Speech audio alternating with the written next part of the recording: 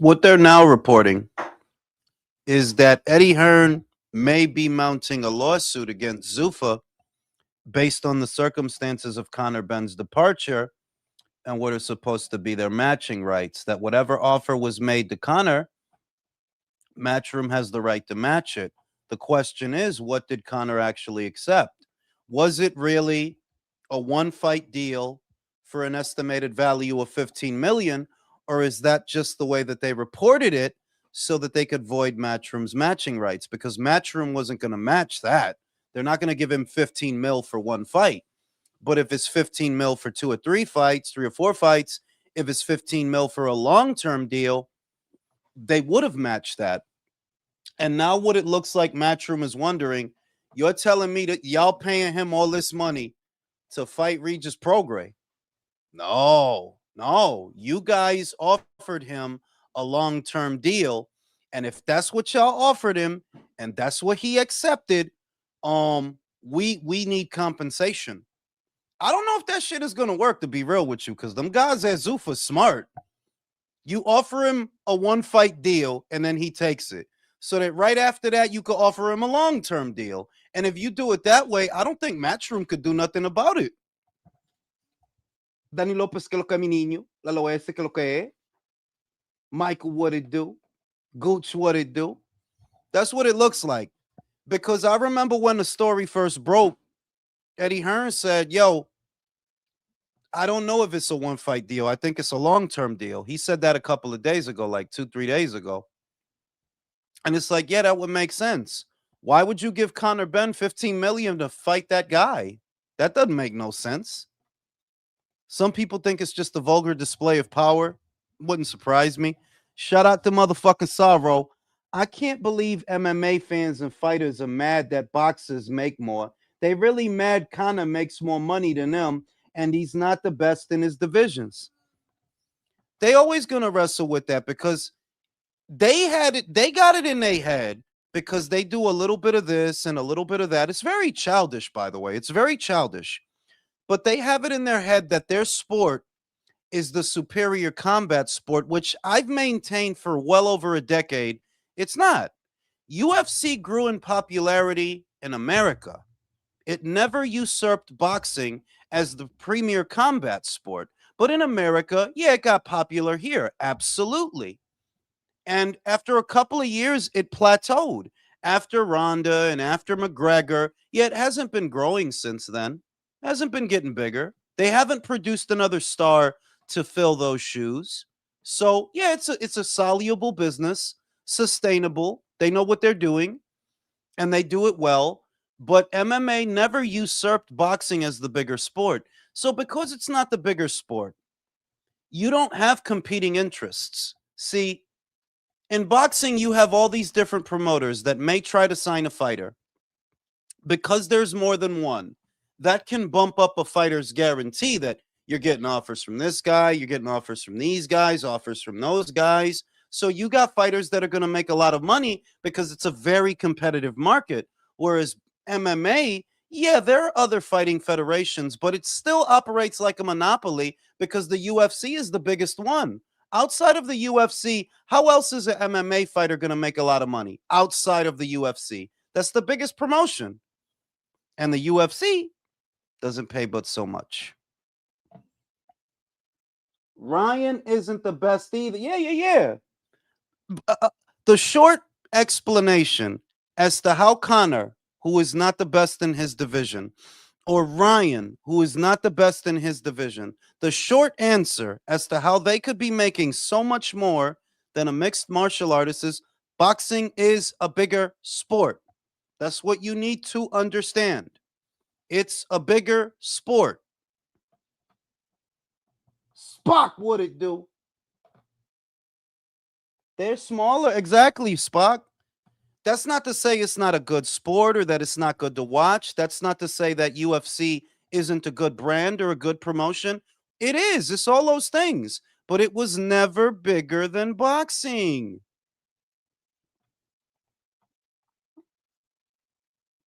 Well, we try to break the news as it happens, bro. You know what I mean? Try to break it as it happens. These are the news. These are the things. that are going on in the news. These things here, you know?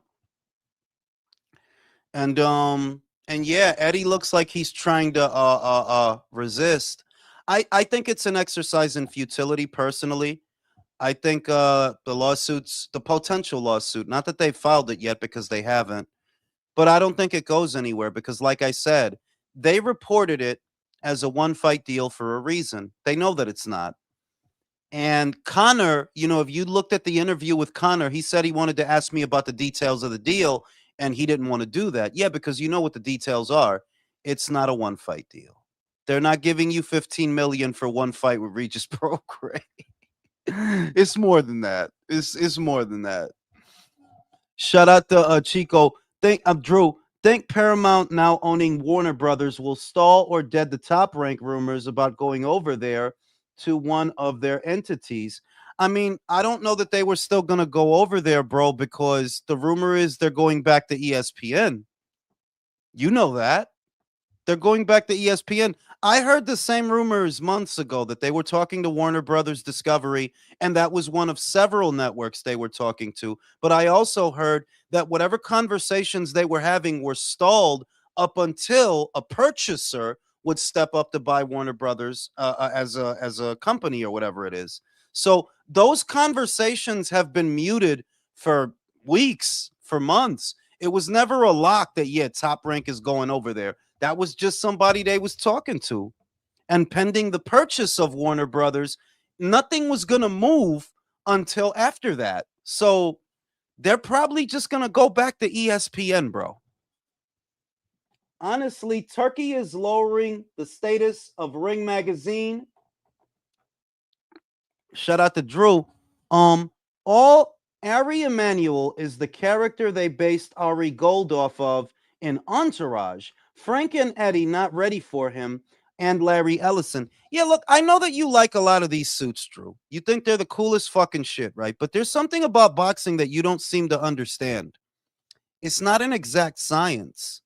Do you know who's about to fight for the inaugural Zuffa light heavyweight title? Do you want me to tell you?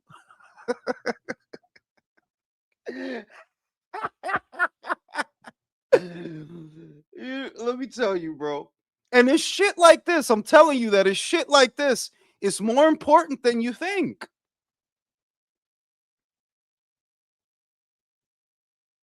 Let me see. Let me see where did I save the shit? Lance Pugmire. I'm told that the expectation is for Umar Zambakov and Radavalle Hotraj Kalajic to fight for the first Zuffa Boxing light heavyweight title. Let me ask you a question, Drew. Do you think that the boxing community at large is going to accept the winner of that fight as a champion? As a Yo, and Radavalle already got beat by Better Beef. This is boxing is not an exact science. There have been a lot of people, you've already seen this. There's people, they come in, they have a lot of money, and they throw a lot of money at a lot of the problems, but that by itself is not a fix. Can Zuffa be a powerhouse? Of course they can. They're already a powerhouse, but I don't know that this is an extinction level event because of shit like that. How long is it going to take y'all to legitimize that Zuffa belt? Who you think people want to see fight at the end of the day? Who do you think people want to see fight? Those two guys? Oh shit. What's the explanation for that, Drew? Help me out. Help me out. Help me, help you, help me. Help me. Right? It's a stumbling block. What I see is look, right now they're very dangerous. I don't underestimate how dangerous they are right now, Zuffa. But some things really do boil down to know-how. Some things. So they're planning on invading the UK market. And the what I literally said like 4 days ago. Oh, so they're gonna ink a deal with Sky Sports. Great. You're gonna ink a deal with Sky Sports. That's what I thought. Okay. Now, what is your stable? What is your UK stable going to look like? Who you got? All right, you got Fury and you got Connor. Okay, fair enough. You got Fury and Connor. Who else? Because that's only two guys. Who else do you have? How is Zuffa crowning champions before sorting out their rankings? I mean, can we at least get a tournament for each way? Yo, I'm trying to tell you that the part that I think Drew is not factoring into the equation is you're still trying to sell fights to people, you know. The audience, right? Yeah, the audience. It's like everybody forgets about the audience. Yeah, if the audience doesn't accept your Zuffa champion, you don't think that's a problem? If there are other light heavyweights fighting, Callum Smith, David Morrell, or these two guys, which fight do you think is going to move the needle? Which fight do you think is going to sell tickets?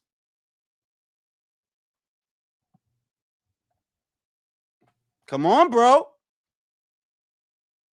I would not rush to the assumption that it's a slam dunk, that, oh no, there's no hope. They're done. No, y'all know how to make deals, and that's cool. Y'all know how to make deals, but there is an inherent X factor in the DNA of boxing, which is why it's not an exact science. It's not an exact science. Making a star, it's not an exact science. What's going to work and what isn't going to work, it's not an exact science. It's really not. Now, I like what they're doing. I like the shakeup. I'm really enjoying the shakeup. But I can't tell you that, like, yeah, Frank and Eddie is cooked now. No, I don't know about that. I don't know about that. Because you still have to build your stable. And what you have so far, which we've seen, yeah, I look at these names and I'm thinking, yeah, you're going to need more than that. You're going to need more than that, and you're going to need better than that. You got, what is it, 50 guys or however many guys there that you can make fights for them. Oh, that's great. But I don't see nothing in there that's supposed to be better, for example, than this weekend's fight with Navarrete and Nunez. That's a great fight. David Morrell and Callum Smith. That's a great fight. Amo Williams and Carlos Adames. That's a great fight. What else you're forgetting is their relationship with the sanctioning bodies. We love them, we hate them. But if you ask people to choose between watching a title fight, a traditional title fight, versus watching a Zuffa title fight, you tell me, bro, which one they gonna watch?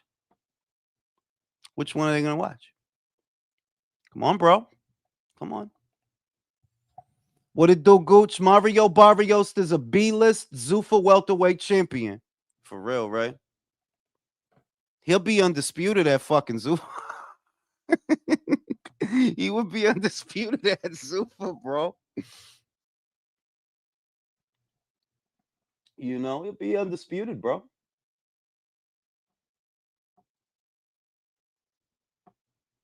The UFC is definitely failing at creating stars. Yeah, they are. They are. Look, to my knowledge, the UFC has only really created two bona fide stars, two fighters that you could say these fighters are stars. That is Ronda and Conor. You can't say that Pereira is like a for real star. No, he's not. You can't say that Khabib is like a star. No, not really. No, no, no. And what is it? Gaethje, O'Malley, Esta Gente. Those are not stars, bro. Those are the equivalent of Regis Prograis. And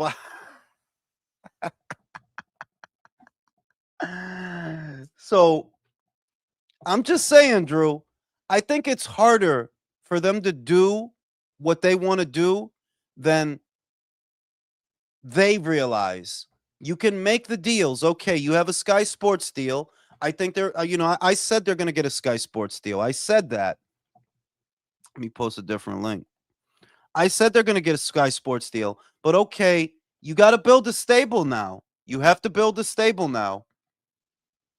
Not just the act of building a stable, because you could build a stable. GBM has a stable. Boxer had a stable. You could build a stable. You got to get people to watch them. You have to get people to watch them. This is not an exact science. It's not. It's not as simple as, okay, we did this, so now it's going to work. No, no. Frank and Eddie have a relationship with that boxing community over there that Dana doesn't have. And I don't think you're appreciating that, Drew. I don't. What up, Jules? Ain't shit. You know? Same old shit, different day, huh? Yeah. You know. The relationships matter, Drew. You should know that. Relationships matter. Do you think right now it feels like, oh, our British brothers is under attack by the Arab and the American? I'm just saying that I don't know that them Brits is gonna be as accepting of all of this as you think. I don't.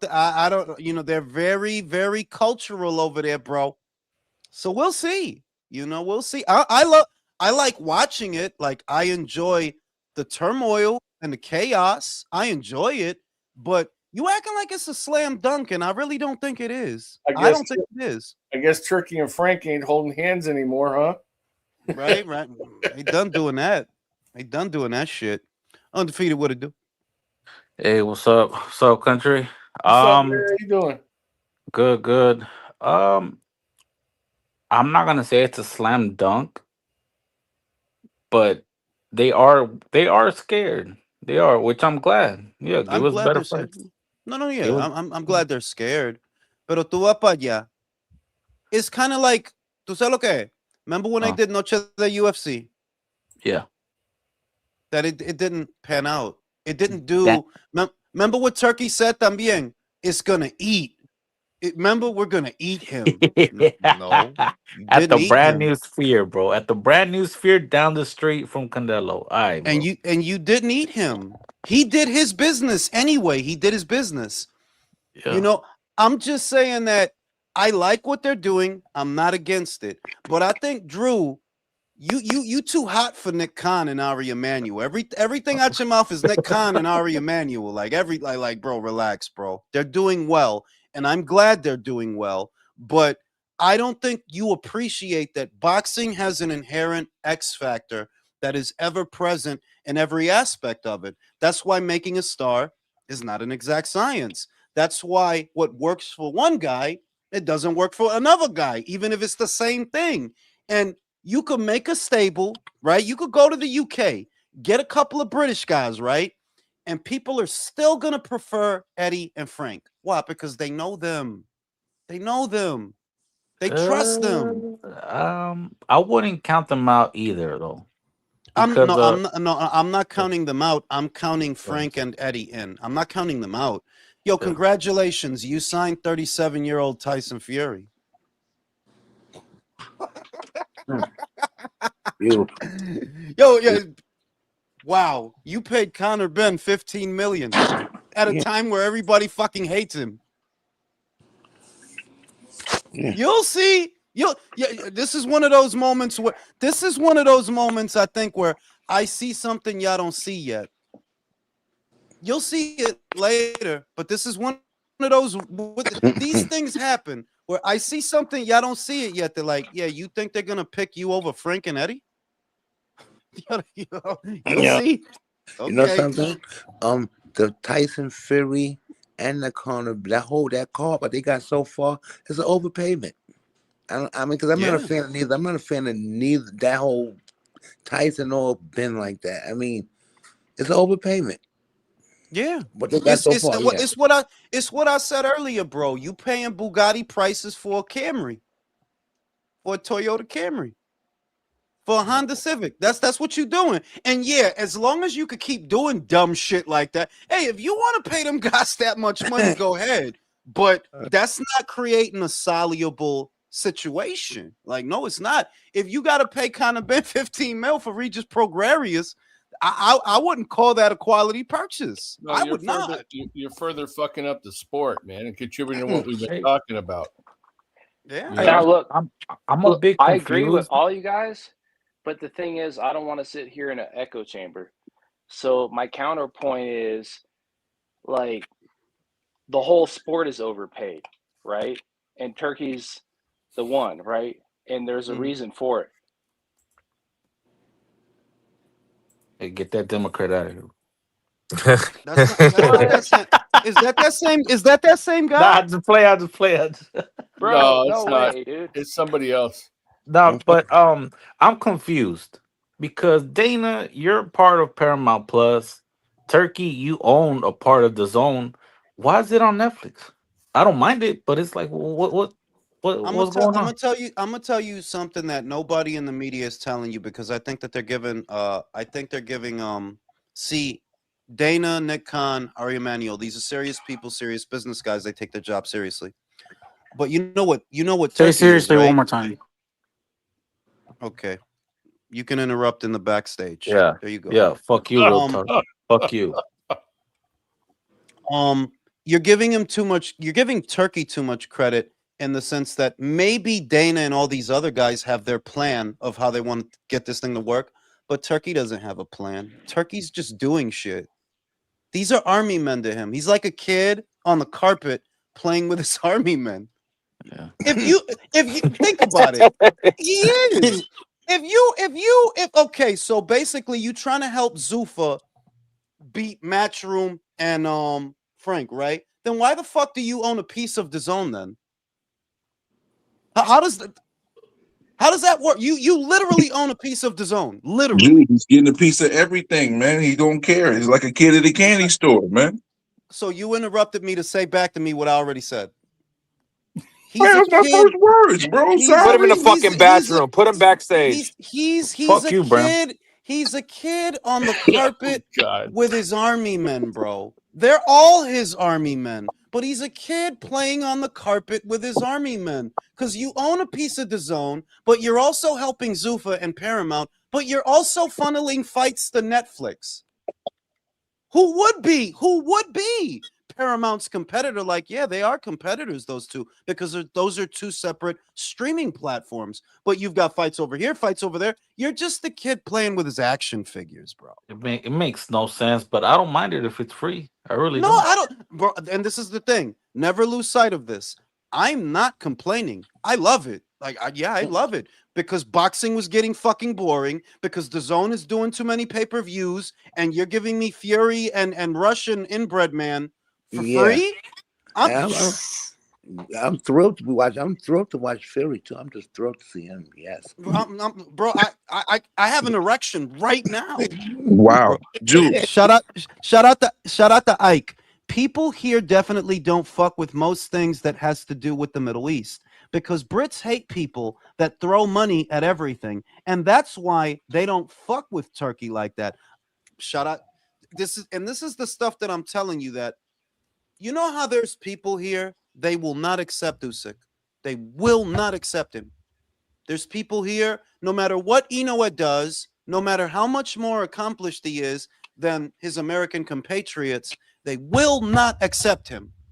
What I think you're not seeing, Drew, is that the people in the UK are going to be like that with Dana, and they're going to be like that with Turkey. They're not going to fuck with you more than they fuck with Ed, bro. I'm telling you they're not. They're not. They're not going to fuck with you more than they fuck with Frank. They might hear you out. Okay, what you got? What you got for us, bro? On Sky S Sports. What do you If got? they make a better fight, though, would they be willing to switch, though? They seem a little more open-minded. Okay. That's the salient point. If they're making better fights, my question to you, Brim, is how do they make better fights without the bodies? They overpay just like everybody else did to get in the game. That's what they're doing right now. All right, I'm going to tell you then, Brim. It's one thing to overpay a couple of guys. It's one thing to overpay Conor Ben. It's one thing to overpay Tyson Fury. Are you prepared to overpay an entire stable of fighters? Because you're going to have to. You're going to have to. Because they created that. Would it be the entire stable, only the top end, though? Because they can still be able to take the mid tier and the lower tier guys and have them under that financial bracket they have, and then pay the big guys more money just to get their foot all the way in the game. Who's? Oh, wait. Think. Stop being in a rush to respond and think. What top guys? You're paying a 37-year-old Tyson Fury how much? How many years do you think he has left to box? If one or two, I think actually and 6 and that got months. and that got and that got 6 me and months. that got me thinking. What do you think the contract for Canelo is? Since he's whatever the last one that Turkey gave him, like a life contract. He I wants could. to give him that contract. And listen, Well, I can't use Canelo as a earmark for a lot of things because he's probably one of the only fighters in boxing that literally is a walking, talking, printing press for money. Like, yeah, he's. Why do you think he wants to give him a lifetime contract, right? Because he You know, generates. so it's different with him. But I look at how boxing works. That listen, you could come in with a lot of money and the thing still won't work because some things, and the PBC is probably one of the best examples of this, but also DAZN to an extent. You can come in with all your money and throw it at all this stuff, but it doesn't solve every problem. It doesn't solve every problem. Case in point, you have Jayo Pataya. He just signed to Zuffa. Did you guys see what David Benavidez has been saying? I can't fight him because he's with Zuffa, and I don't understand why Canelo. Because I don't understand. He's he literally just said that. Well, I would, it would have been easy, but he's with Zuffa now. He literally said that. Yeah, I So heard him. all your money, Zuffa, all your Paramount, your Ari Emanuel, Drew's dancing in his apartment, Nick Khan, right? All the shit. You're not gonna get him that fight. I know you're not. You're not gonna be able to. Well, when was David going to want to fight those guys anyways? I'm just telling you that because you got a couple of good business guys, right? That doesn't solve every problem. Give You me know a better why? example because David has This never been is willing to fight those boxing. guys. This is boxing, Drew. It's I know it's chaos. boxing, but you've been wrong about them every step of the way. I haven't been wrong about them every step of the way. You just saw Nick On what Khan's their dick, plans are bro. Don't come at me. about their Don't come at plans. You me. said you were Nick wrong. Khan's dick. You see how fucking open he gets when Nick Khan. Oh my God, it's Nick Khan. He would. When has David ever been No willing to gag fight those reflex. guys? The point that I'm making to you is all your money and all your resources are not a fail-safe for all the things you don't know how to do. All they're actually doing, Drew, is taking what other people built and buying it. But when it comes down to you making fighters, I'm questioning, do you actually know how to do that? Because I don't think you do. I don't That's see not a question we nobody. can answer in 1 month or 2 months. I think we can look at where they are now and say, look, which one of you guys ever groomed a championship boxer? Tom Loeffler. Nah, he didn't groom Golovkin. He by the time he got Golovkin had already been fighting for years and years and years in Germany. So you can't really say that. But he promoted him from nothing to something. He promoted him from nothing to something. I think no, what I think is you're grasping at straws for the guy who's going to do what I'm telling you they don't know how to do. I'm telling you they don't know how to do it. Of course you're going after what Eddie built. Of course, because you don't know how to do that. You don't know how. What you got let me look at who's these fucking guys? Let me give me a second. Who's this? Shane Mosley Jr. Umar Zambekakov versus Radovanje Kalajic for the Zuffa belt. IVA Classic right there. That moves the needle. But look, and I'm asking, it's a legitimate question, Drew.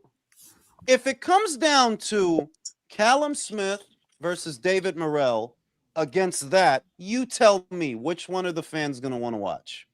The one that's not pay-per-view. That's a cute answer. You think motherfuckers gonna get out of bed for that though? No, they're gonna steal the pay-per-view fight and not watch the other one. Let me tell you something. If I had Dana's number, I would call him.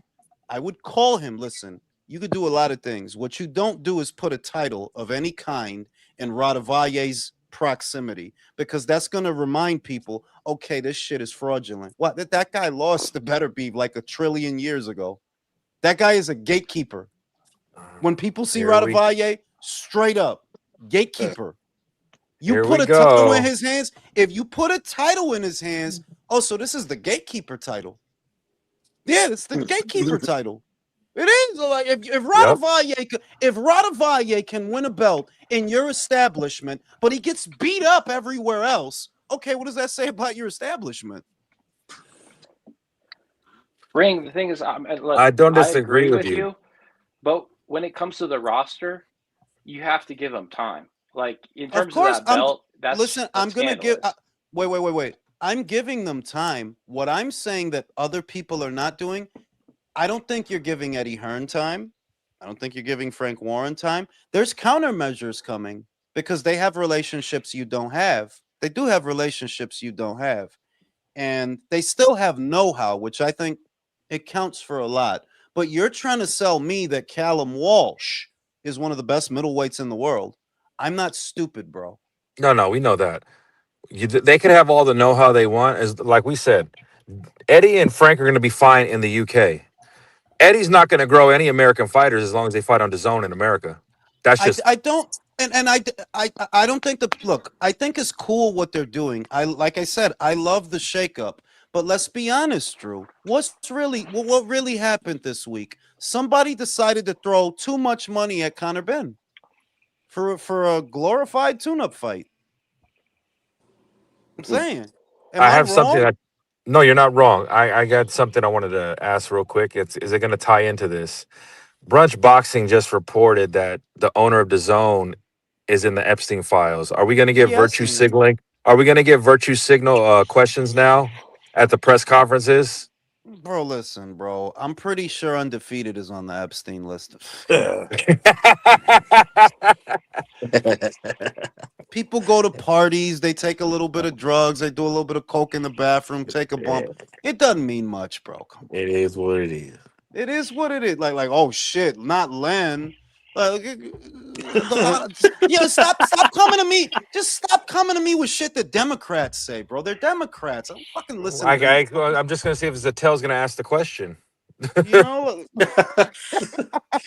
right? He probably is though. Like he probably is. Hey, You know what I'm Jules. saying? But God, Hey, you hear about 50 Cent teaming up with Sky to bring boxing to stars? I didn't hear about that. I've heard about it. And then I GPT, whatever the fuck I did, and they said yes. I saw it, then I GP chatted it and shit, and they came here and said, yeah. So here's what I think. On a global scale, boxing is a big sport, right? But when you talk about 50 Cent trying to break into it, I don't know. I just get the impression that you're going to focus on the US market. And the thing about that is there are only so many world-class boxers to go around. There are only so many good fighters to go around, honestly.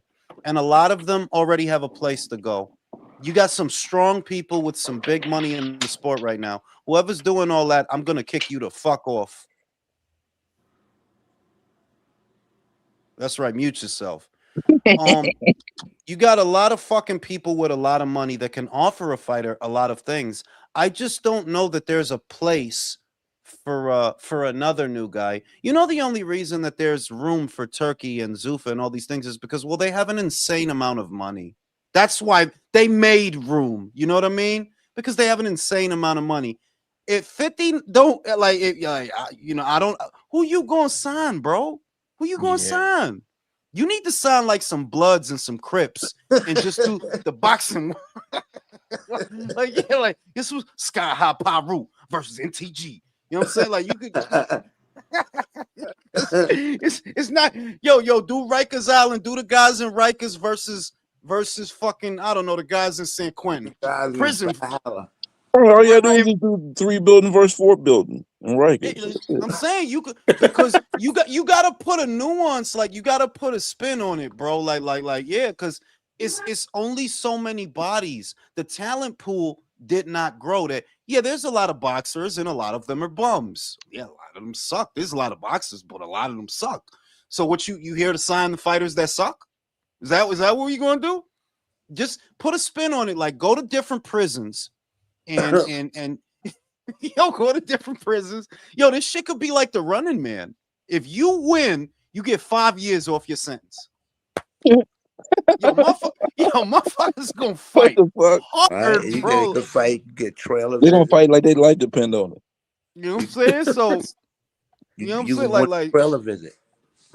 you know what I'm saying? You get a conjugal visit, you know what I'm saying? Maybe you get a Ice Spice involved. She do a concert in the prison and she gives the winner of the title a She's hand not job. like that no more, bro. She's not like Your that. not? imagination is No, wild. No. she was just looking at guys in prison. I just seen her. She's like, she wanted to fuck some of the guys in the prison. I just seen that.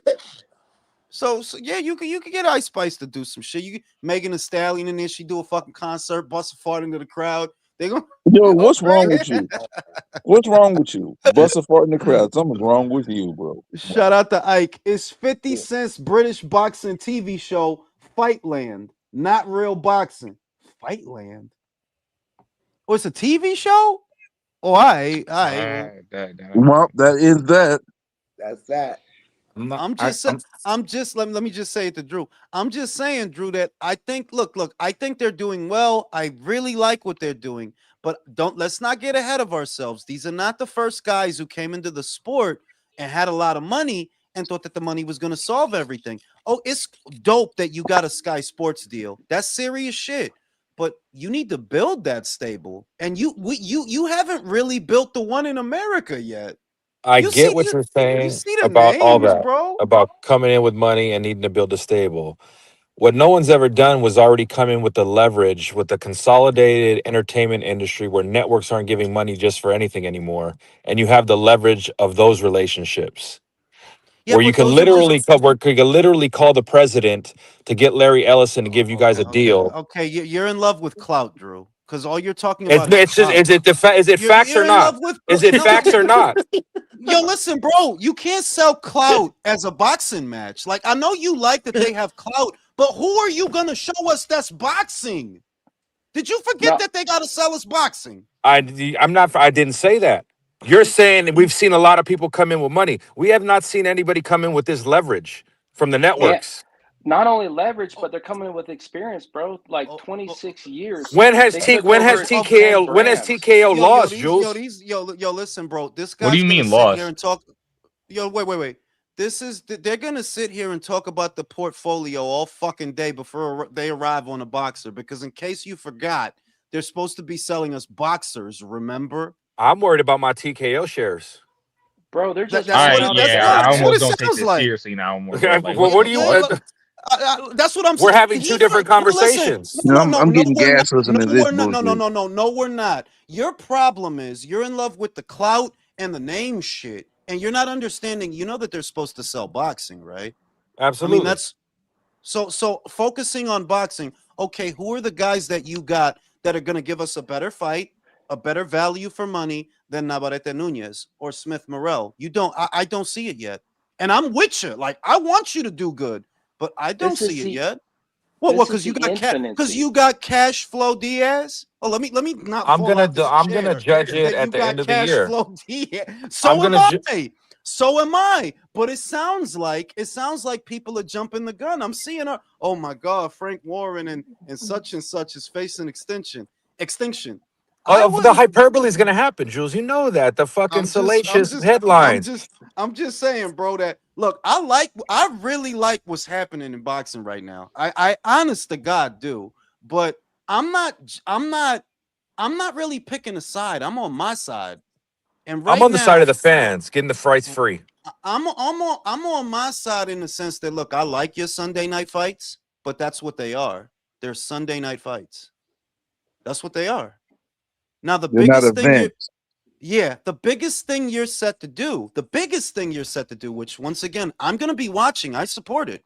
But the biggest thing you're set to do is put Conor Benn in a glorified tune-up fight and Tyson Fury in a tune-up fight.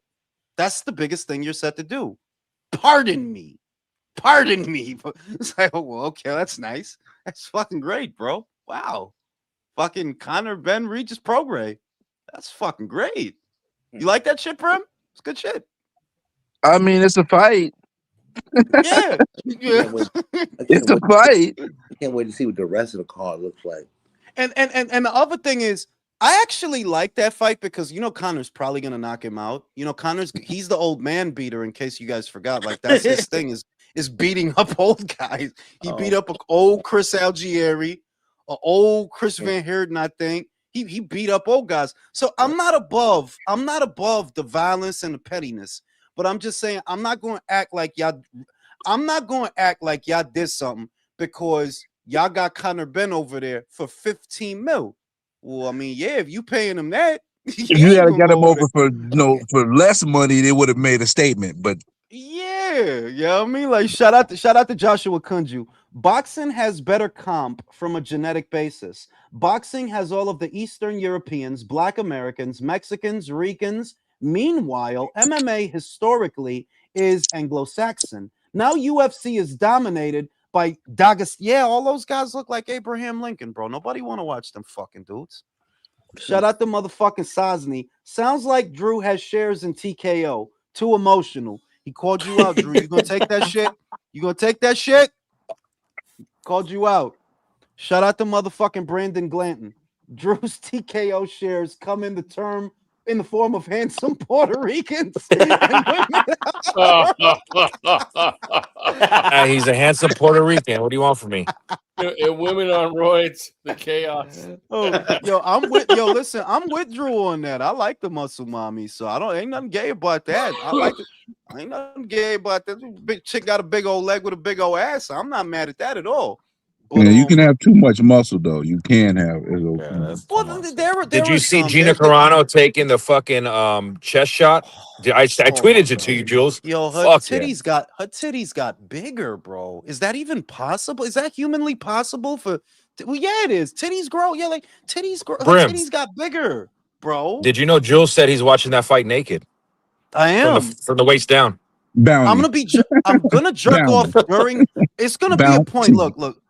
Pay attention to the point in the fight where I do this because that's when I'm going to be jerking off. Like, fucking degenerate. Yeah, that motherfucker's gonna come back from a smoke break all sweaty and shit. Motherfucker will be like, that was a really good fight, guys. Oh my god. Yo, that chicken was great. That was a great fight, yo. It was so good. I took more than 3 pulls and clip it. But not like this. I do think it's a lot of fun, but I also think that it's being over. I think it's being overstated that, well, yeah, if you pay a guy that much, he's going to go with you. But does that actually make your business more soluble by you doing that? And I would say no, like, not if you got to kick out that kind of money for that guy. And you kicked out that kind of money on the premise of his perceived value, except now all the fucking Brits are mad at him. So I don't even know if he's good for it. Well, we'll see, Drew. I don't know because they could be talking shit just to end up watching him anyway. They're going to end up watching him anyway.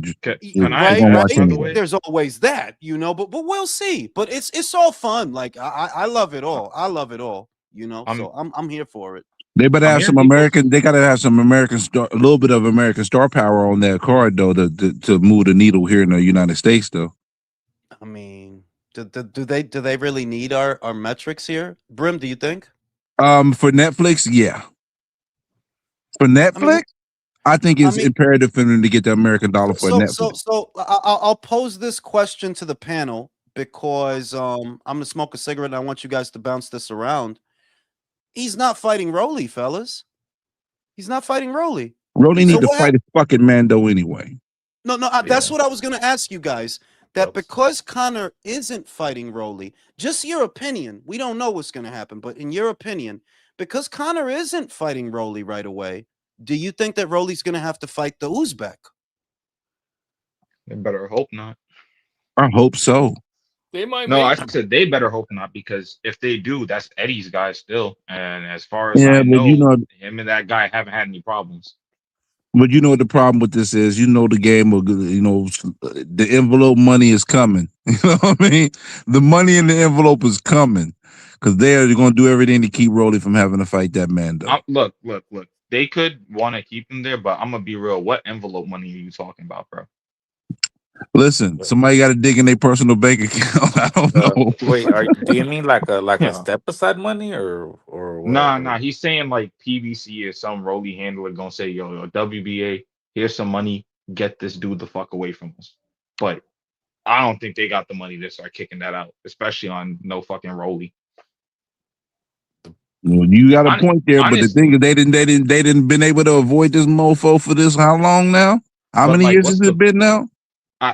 But what's the point of avoiding him though? Like somebody said it a couple days ago. They like, yo, as much as people trying to like sell this, like, yo, motherfuckers is looking for Rolly, like, motherfuckers is not checking for Rolly. Like they're really not. And I'm shocked they're not because he's an easy lick, but they're really not checking for Rolly right now. I think the only one that was looking for him was Dev, but who gives a fuck? Like shit, and Rolly doesn't want that. So hey, like I said, Rolly don't want to lose no 12-round decision. How much has he been looking for him? I haven't seen him talk about him that much. No, Rolly already said I'm not fighting Devin. Oh, he just said like yeah. Rolly flat out said I ain't fighting Devin, basically. All right, then that's one guy though. I haven't heard Shakur talk about him. I heard Connor kind of talk about him, but that shit looks kind of dead. I haven't really heard Ryan talk about him. Crocker, of course, not going to talk about him either. And if he has, nobody gives a shit. Who's ranked in the WBA though? What's like the top 5 of the WBA right now? I want to say it's probably Stanionis in there, but I know Shakman Gayasov. Gayasov is in there. Yeah, he's number 1. He's mandatory. But it's those two guys. I'm not too sure, to be honest. I'm not gonna lie. Probably people that you wouldn't expect there, to be frank. I don't think it's anyone that great, but I guarantee it'll be a guy better than Rolly. Yeah, and Dev needs to. Well, it's not that I give a fuck, but he needs to go ahead and take care of Jack Catterall. Jack Catterall is mandatory. I think so. Not, but I don't think I don't think it's like a Mando. It's not enforceable yet. But it's like, bro, I'm gonna be honest. It might as well be like you're not doing anything else important right now. Yeah. You might as well. And Catterall wasn't boring his last fight. We gonna keep on judging Catterall of his past. I'm judging. Who did he fight his last fight? Damn, who did he fight his last fight? That's my point. Nobody. So, let's move on from that. Yeah, but listen, nobody's become somebody when they fight. You know what I mean? Everybody's it was a stay busy fight, Brim. That's all that was. I think they want to go Dev and them. They want to go to 54 because they don't want to fight Jack, bro. And nobody wants to fight him. It ain't no money. They're gonna be gay and wait to see who fights between if Rolly and Ryan fight each other again for those belts, trust they're gonna go after one of them. I mean, but they don't. What's it called? That's not their call though. Like at the end of the day, they're still a champion. There's no good reason for them to a winner if they are gonna fight to go and say, "Yo, we're gonna fight Devin." Like they don't have to do that. No, they don't have to. But I would think that if Ryan had any sense of pride, he wouldn't want his career at some point later on to be like, yeah, you beat this dude's ass, but they took it away because you were dirty. I would think that would motivate him to say, I want to beat this dude's ass with no fucking questions left. I'm going to be frank. Nobody's going to question his pride if he goes and says, yo, I beat Devin once. Yeah, they pull up the drug test. Yo, that motherfucker is taking shit all the time, too. He literally works for Victor Conti. And if that's what they want to hold me for, actually, why am I saying all this shit, bro? You really think Ryan gives a fuck about his legacy? He don't. You might be right. Way too long and winded, bro. Oh my gosh, Ryan's you were about that joke, dude. I mean, come on. Okay. In terms of that whole welterweight situation, I don't really know what's gonna go down there. I actually think, oddly enough, I think there's a good chance. It would not surprise me if Ryan Garcia was actually somebody that moved up to fight Xander Zayas.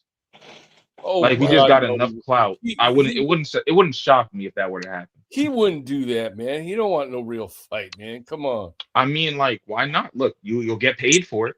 If Xander is still winning and you're still winning or whatever. You honestly think he's gonna fight Xander? Bro, he wouldn't get paid unless he agreed to go to Puerto Rico because Zayas is not gonna travel to fight him anywhere if he's got the home court advantage, especially having sold out the fucking stadium. You know, he's gonna force Ryan to go there. But hey, I despise Ryan Garcia, but the fact of the matter is, out of all these dudes, Ryan did fight Devin and Tank, so I can't put it past him and say he That would. is fair. That is fair. Yeah.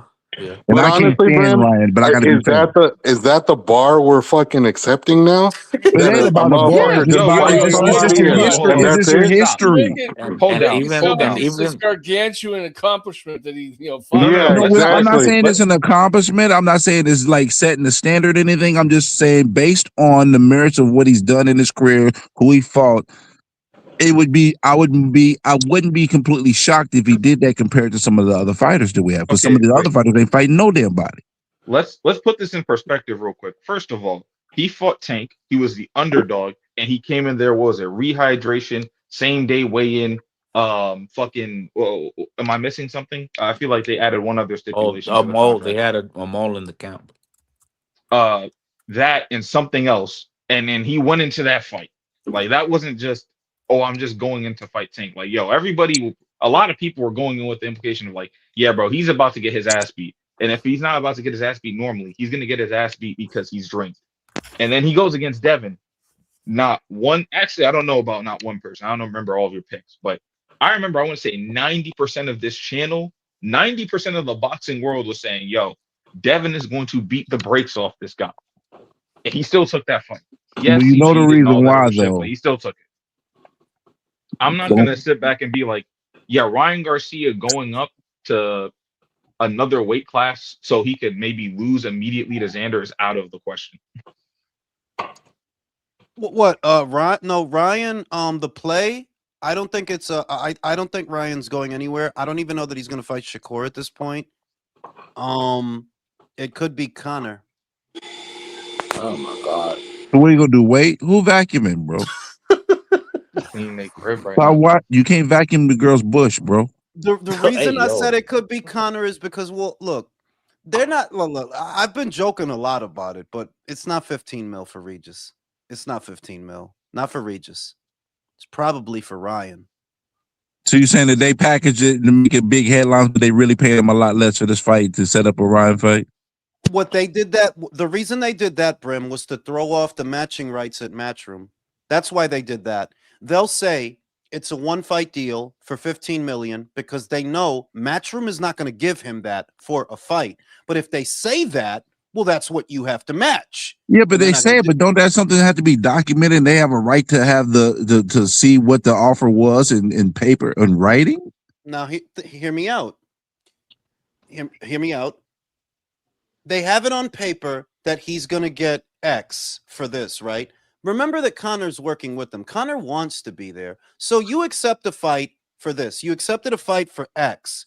There's nothing stopping us from making you another long-term offer after that. After you accept this for this bullshit, there's nothing stopping you from accepting another offer after that is a long-term offer because Connor's not going over there for one fight. Otherwise, he wouldn't have hid it from Eddie Hearn if it were just one fight. Remember, Anthony Joshua boxed off Platform for a fight, and he didn't hide it from Eddie. No, there's nothing to hide. They got a bunch of money for me at Netflix. I'm going to take it. Then I'm back over here. It's nothing. It's nothing. But Connor, Wait. Connor hid that shit for a reason, bro. He hid that shit for a reason. So I think it's Ryan. Well, I think I don't guess get what? it though. You know what? I think it's gonna be Virgil. No. Guess what? No, He guess gonna what? get the dog Rick, shit hold beat on, out of him. hold on. Let's Rick, go, Rick Regis. just Let's go. Rick is working with Zuffa. He just took a fighter right now, Bro, and bro. you know they might lose that case, and he's a free agent. Yeah, but like Virgil, like that's not big, bro. Connor Ben versus Virgil, no belt, nothing. The Zuffa belt, bro. Yeah. You gonna get hold on. And I don't still believe think that Zuffa's Conor a Ben. shitty name though for a boxing brand. Personally, It is. I like Well, TKO I mean, better. Yeah, they but should have that's kept their. TKO. It's because that's their whole actual like company. Like I'm pretty sure like it like UFC is like Zuffa basically. But I have a sneaking suspicion it's Ryan. Why? Up until this point, all the rumors centered around Conor Benn's next fight have been centered around Rolly. Now that is not happening. And all right, well, what would be bigger than Rolly? Ryan. Right.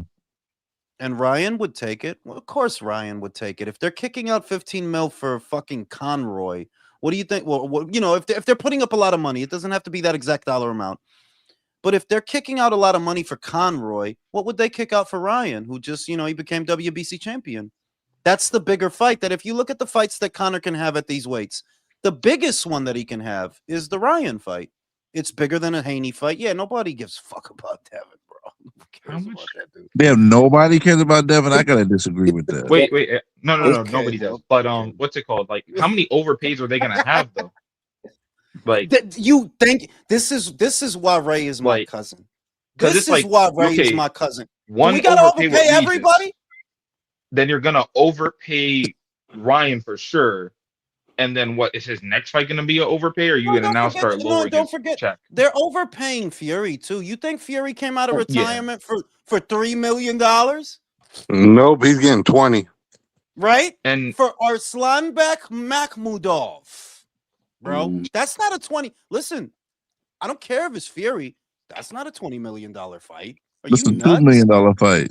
No, I'd call it a $5 million fight. I would say that fight commercially, $5 million fight in the United Kingdom. But bro, so like how many? So how earlier, many? So to the point that Ray made before I pass it back to him, exactly. How many people do you have to overpay for this undertaking? Because then this is the opposite of what we thought, that you're going to stabilize the market, balance out the purses. Well, it doesn't look like you're doing that. You're just overpaying fighters that are with a different promotion, basically. So, go ahead, Ray.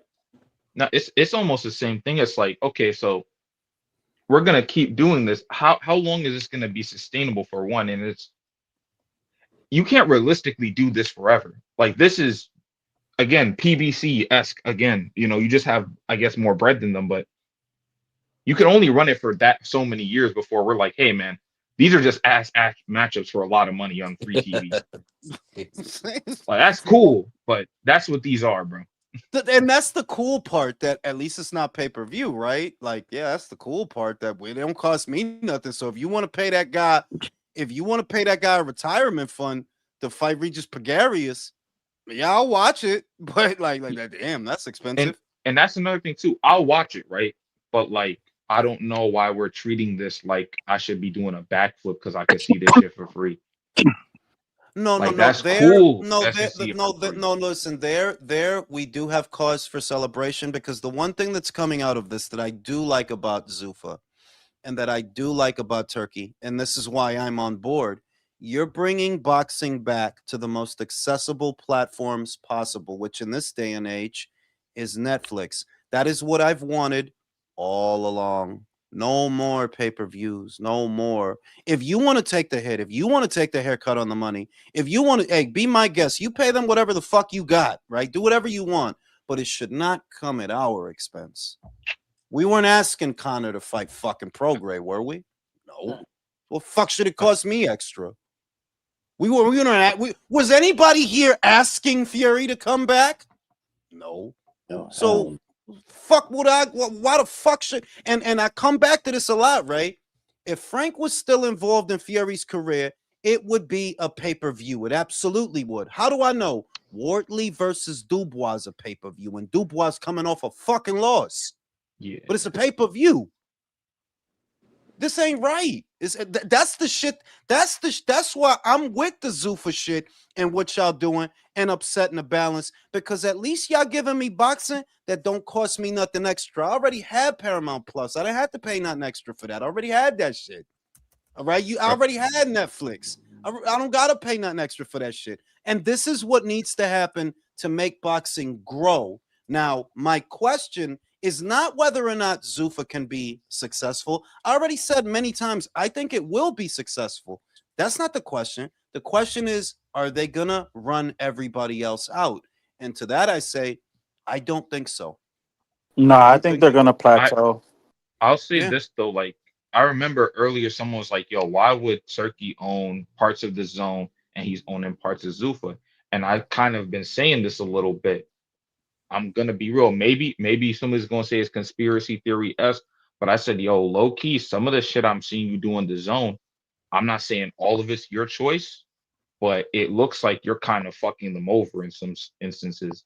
And I'm almost looking at the boxing there, where how much guys have been paid, and some of the Riyadh season pay-per-views, and I'm like, I don't know. The one thing I remember somebody saying about Turkey, they said, yo, if he wanted to save boxing all this time and you have all this money, just make this shit free.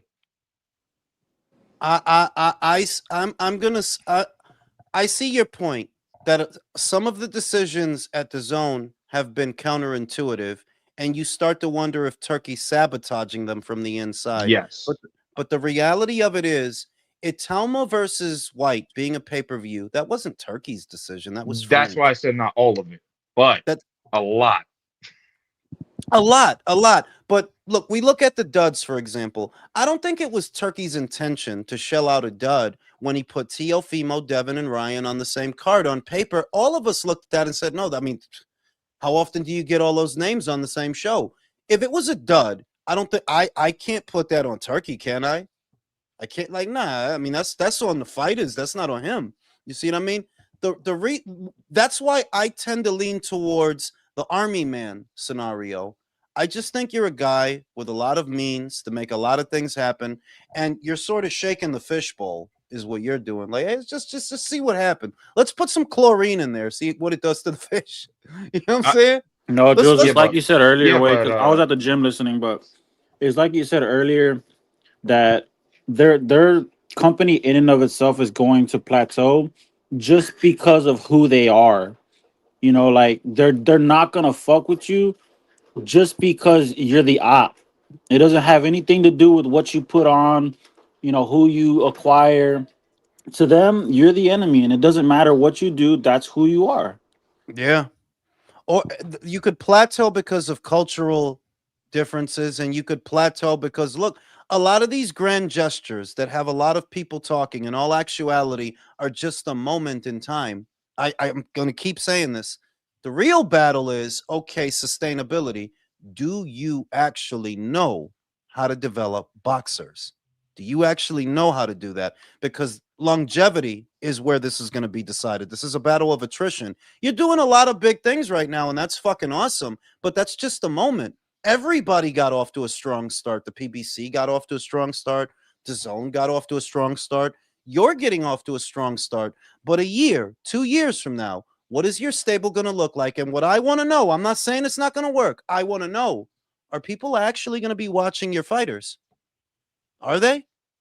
And who those fighters are and how well they can fight matters a great deal, because what I'm seeing is I enjoyed your first 3 shows, but I don't think they were anywhere near as good as the one this weekend. No, we're getting Navarrete Nunez. No, Callum Walsh versus who was the guy? I don't even remember the guy that he fought. Carlos Ocampo. So you're saying you're not hyped for Radvoje Kalajdzic? Also, wait. Versus Bro, I called my Petrov. mother when I heard that shit. Bro, I called your mother when I heard that Fuck shit. you, bro. Bro, and the thing is too, I'm starting to see the UFC was able to take over comments. There was nothing that existed in MMA before UFC and Pride, basically. Exactly. Like straight up, like there was nothing there. Boxing it's not has been it's a lot not of a good things there. parallel. Like, I give Dana his flowers for creating a market, in a manner of speaking, and growing a market from the ground up. But you didn't have to deal with all these different things that are here now. You didn't have to deal with that. Okay. There are other promoters out there. There are other stables of fighters out there. There are other platforms out there. You're still the new kid on the block. And I'm looking at the guys that you signed, and I don't see anything on there that would be better than Callum Smith versus David Morrell, or Carlos Adames versus Amo Williams. I don't. Because Now, one thing Dana's gonna have to deal with that he doesn't have to deal with over in the MMA world is UFC is like a monopoly. That's not how it's gonna work over here, homeboy. You're either gonna have to overpay these fighters, or they're gonna say fuck you and they're gonna go somewhere else. and that speaks to the question that Ray asked. How many of these guys are you going to have to overpay to bring them over? Because that seems to be the only thing you're doing that's working. 12. And you're not overpaying popular guys, by the way. Like, again, Conor Benn, popular in England, for sure, 100%. I'm not gonna say he's not.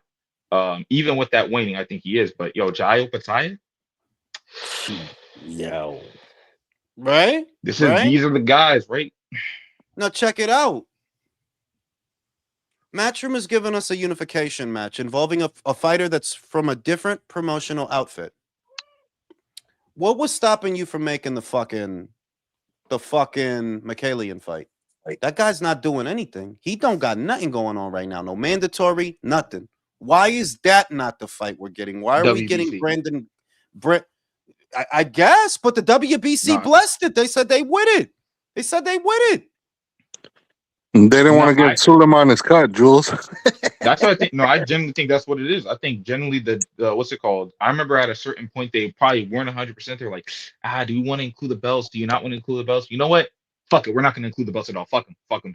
And they just decided to turn that shit off. You know, Jai is still under the impression he's on an undisputed run. He's still in, like, there's video. Oh my God. I'm just saying that Hey, he thinks. He thinks. He sounded Look, pissed. man. Look, Oh, he's gonna be real mad when he finds out he's not. I think Jai listen, is I'm perfect. undisputed. We gonna get these belts, man, and we gotta crack on, and we gonna do it, man. Be upset. He's Dana White's perfect ideal of a fighter, bro. You know, he likes to fight. I don't know how much he fighting for. Well, they probably paying him some more now, but he likes to fight, and he don't really got anything else on his mind, bro. That shit just empty, bro. Honestly, Jules, if I was Jai, straight up, but I know he's not built like this. The only way you're ever gonna get anywhere near these fucking guys who have the belts is to basically bum rush them in person. That's really the only way you're ever gonna get any kind of attention. Yeah, but Jai's crazy enough to do it.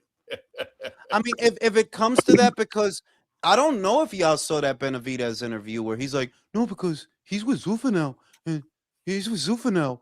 And I'm not surprised by fucking Burger Vitas. That's what he does, Jules. He fucking deflects every time they ask him about somebody else. Though.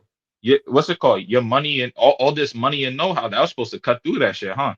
Do you see that's the what I knew you were trying to say? But Drew was coming. I was like, oh, David's gonna continue doing it. I'm like, yeah, of course he is, but that's what y'all here for. Right? I was advertised a product that was supposed to basically save and change boxing. I don't see that. Thank you. You said it better than I could, that I'm not against what you're trying to do. I don't want you to fail. I want you to create imbalances in the sport. It's fun for me, and I make money from it. But I'm just saying that for what you're supposed to be, I don't see that yet. I don't see that. I still see politics. Jules. It's still it's still politics. It's your politics versus their politics. Well, I mean, realistically, we're never going to escape politics. I mean, but country, exactly. But then once you realize we're never going to escape politics, country, you realize nobody can be the savior of boxing. Nobody can save it, and nobody can kill it. It just is, bro. It just is. Jules, the one thing I was gonna say is these motherfuckers that are all in boxing, they're all called independent contractors for a reason. You can't force a motherfucker to accept your money, especially when it comes to a tough fight. You can wave as much money as you want in their face. If they decide the fight is not worth the risk, they don't have to take it. And they're not going to. And here's a salient point that nobody in the media is going to make, but it's 100% true. David Benavidez would make more money fighting Jai Opetaia than the guy he's about to fight. Yeah, he would. When the fuck was Zerto a big draw? Did I miss it? Never been. No. When the fuck was he a big draw? Oh, I'm about to sell 500,000 pay-per-views with Zerto. On what planet? Not this one. On Amazon Prime. Right? So I don't want Zuffa to fail. And I don't want to sound like a hater because I'm not. But I'm just saying that if this is intended to be the alternative to how boxing has been, well, you guys are just doing a lot of the same things that have been going on. What, you're overpaying fighters? Yeah, because that hasn't been going on, I guess, right? Oh, what, you're trying to just keep things in-house? Oh, because that hasn't been going on, right? Like, we're used to this. Like, boxing is changing you, Dana. It's turning you. You know what I'm saying? Like when Edgar Berlanga bit that guy, tried to turn him Puerto Rican. That's what boxing is doing to you, Dana. It's turning you. Puerto Rican, get out of here.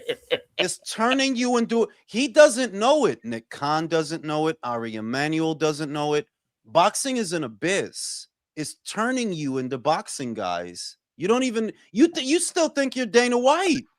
You're a boxing guy now, bro. Like you're a boxing guy, and little by little, it's gonna get you because I don't see where the same problems have been eliminated. They haven't been eliminated. Like they haven't. The sanctioning bodies are still here.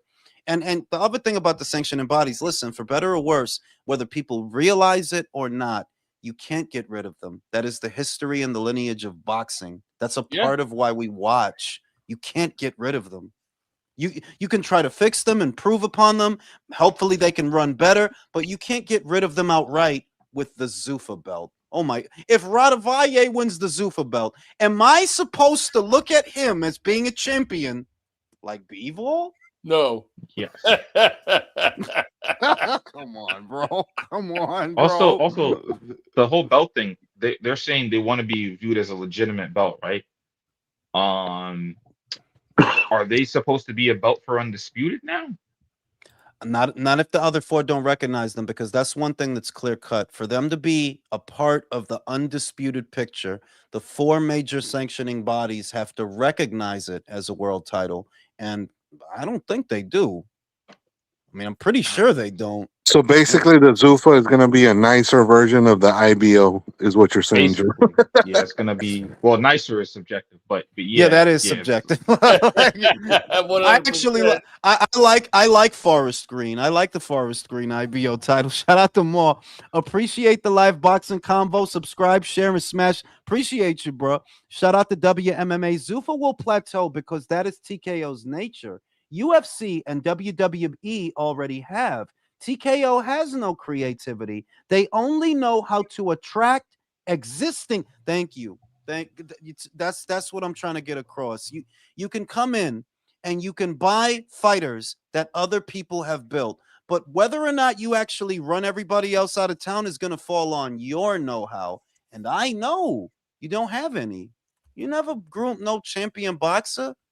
You just don't have those eyes, bro. You don't have that experience, you know. But actually, and not only that, Jules, with the way they came in swinging elbows into the business, they're not exactly going to attract guys who are top matchmakers to go work for them. Those dudes are going to be like, you know what? Fuck you guys. You guys are going to come in here and try to act like you're the 800-pound gorilla on the block. Well, guess what? In a few years, you'll be just like a lot of these other promotional companies that come and go. I think there's enough there for Eddie. It's looking bad now because I see how people are talking about it. That Frank Warren and Eddie Hearn are facing extinction. Why? Because Zuffa got a Sky deal. Yeah, you know who else got a Sky deal? Boxer. How did that work out? It was a 5-year deal. How did that work out? A lot of bread too. Right? And we know they had a stable. No, they had a stable of UK fighters. It didn't work. These were top amateurs, these fighters. They were top amateurs. Fraser Clark was a top amateur. Lauren Price, Karis Ardingstall, top amateurs. Carolyn Dubois, top amateurs. Richard Riakpour. Like you had a lot of they started off okay, and I'm wondering, okay, Zuffa, you're going to the UK now. What's your stable going to look like? Because Boxer's stable wasn't even that bad, and they couldn't make it work. How are you going to make it work? Because you got Conor and 37-year-old Tyson Fury? Jules, take it a step further, bro. They did exactly what what's it called? What Zuffa did now, except they took somebody that Eddie actually seemed to have a more emotional connection to. But I remember when Boxer was going in, I was like, damn, y'all seem to just be robbing matchroom fighters. Like that was the thing. Like they were like, yo, what's his name? Chris Smith gone. Lawrence Okoli gone. Joshua Natasha Buatsi. Jonas gone. Joshua Buatsi gone. They took like and it 6 was messy fighters in from some of them too. It was super messy. Like they took like 6 fighters, but in the end, and thank you, Ray, because I'm getting old. Did it work? No, it didn't. It didn't work. And wait, and if anybody's saying amateurs, I'll take it a step further. They got a very popular, a very slick, a very entertaining on social media silver medalist out of the Olympics for Britain and they did not do anything. It didn't work because some bit of it, and what is it that Eddie Hearn has and Frank Warren has that Ben Shalom, in spite of having some good ingredients, what is it they had that he doesn't have? Experience. Experience. Ben started off actually pretty good. You got some good materials. You're on a very big platform where people already watch boxing, so you should be okay. And nope, it didn't work. Now, I'm not saying Zuffa's gonna fail, but I'm not guaranteeing that it's gonna work. Like, nah, I mean, I've seen a lot of what you're doing. I've seen it before, and it didn't work. You know what you seem, the edge you seem to have. Listen, it's not the area manual. It's not none of that. It's that Turkey is willing to overpay. That's what you have. That's really what's like, okay, this is bad. At any given moment, Turkey's going to throw $10 million at a fucking guy to do something, you know? That's what you got. But just don't forget, Turkey's wishy-washy. And that's what's coming out from this too. You were cool with all of them. Now you're cool with them. How long before you get bored of playing with this toy? How long? Because I'm wondering, is that what you're doing? You're just doing shit to be doing shit, chasing cars, hoping to never catch them? Because it's weird. You own a piece of DAZN that you seem to be sabotaging so you could help Zuffa, but Zuffa's with Paramount, and you're funneling fights to Netflix. It's like what are you doing? Jules, it's because Dana let him hold his hand. That's why he's with him. There you go. There you go. That's what it is. You need to be trying to own a piece of pussy. I'm going to bed, fellas. I'll catch you on the next one. You know what I'm saying? But real shit, shout out to Herb. But real shit, that look, it's all fun for us. And the only thing I'm concerned with, because this can get really convoluted, it's not being Team Matchroom and it's not being Team Zuffa. I'm not on anybody's team. I'm on our team. And what are we? The customers. Whatever's better for us is what I'm for. If you're making boxing cheaper for us, I'm for that. I am for that. Because DAZN wants me to give them there. You fucking see Ray. Fucking Ray. Ray's an Aquarius, you know. Something like that. What are you? Virgo. Oh, Virgo. Fucking Virgos, man. We get along, right? That's the shit. DAZN started out cookie crunchy for all of us, didn't it? Pay-per-view is dead. We're getting Canelo versus Jacobs, Golovkin versus Rolls, right? Canelo versus Kovalev, Golovkin versus Derevyanchenko. Couple of years in, what happened? Price went up. Just saying. I want boxing to go back to being affordable for people because that's the only way it's going to grow. It won't grow any other way. You got to make it affordable for people. And if you're doing it on Netflix, that's a step in that direction. If you're doing it on Paramount, that's a step in that direction. You got to make it accessible to as many people as possible because right now, DAZN, they're doing the opposite of that. Like you're falling into a pit where you're charging for almost every halfway decent fight you're putting on. That's not going to work, you know? The other thing, you got to wonder about Ring Magazine and Riyadh season events, fellas. Those events have been largely dependent, obviously, though, but yeah, they've been largely dependent on the talent of other promotional outfits. You've been pooling from their stables and using their best guys because you now have a fractured relationship with Frank Warren, and you now seem to have a fractured relationship with Matchroom. Are there even still going to be Ring Magazine cards? I would think so, Jules, just based on the fact that there are going to be guys on both those platforms that are going to get offered money that they're not going to get on Queensberry or Matchroom. So I have a feeling that they still they need will. They still need their blessing. Like when AJ went over to Netflix, it still required DAZN to be on board. They still needed their blessing. You've been getting everybody's blessing to use the Abdullah, use the B-Vol, use the Better B. You know, you've been getting people's blessings because you weren't a competitor at the time. You've established yourself as a competitor now. You're the ops. So just like I get that, Jules, but then let me just put this like scenario to you. Let's say you're the management of like Abdullah Mason, and Top Rank says, "All right, we're gonna give you a title fight. but the most that we're gonna pay you is like 1.5 for the title fight, right? But then Turkey and fucking his minions come back and say to Abdullah and his management, wait a minute, we can get you more money for that same title fight. We'll offer you 4 million. At that point, the management of Abdullah is going to go, wait a minute, Top Rank, you want us to fight the same dude for $1.5 million, but Turkey's offering us almost triple the amount. So in a Unless way, Turkey buys him out, it doesn't matter. his management would be financially irresponsible to take the low offer just because the promoter is saying, well, that's all we can afford to pay you is $1.5 million. But even that boils down to what's in the contract, bro. I get what you're saying, that he would do it in such a way where you kind of have to comply, but that still boils down to how your contract is structured. And if you don't get the promoter's blessing, you don't fight. Remember, Luis Ortiz, Anthony Joshua, they offered him a hell of a lot more money than he stood to make, but it didn't happen. Adam Kovnowski. But then at the same time, though, Jules, the PBC is notorious for sabotaging their own guys when they didn't want to let them fight guys from the other promotional companies. How many examples of that are there? So that's what I'm saying. So, like, basically, you're going to tell me that Top Rank, Golden Boy, Matchroom, and Queensberry are literally just going to go out of their way to sabotage their own guys just to spite Turkey? I don't know. I don't know, but I know that those Ring Magazine and Riyadh season cards have been largely dependent on relationships that he had with those promoters. He was not their competitor. He is literally their competitor now. Do you think they're going to be quick to give him access to their stable of fighters now? I don't think so. No, I get it. Like, they're not going to get, quote unquote, the blessing like you're saying.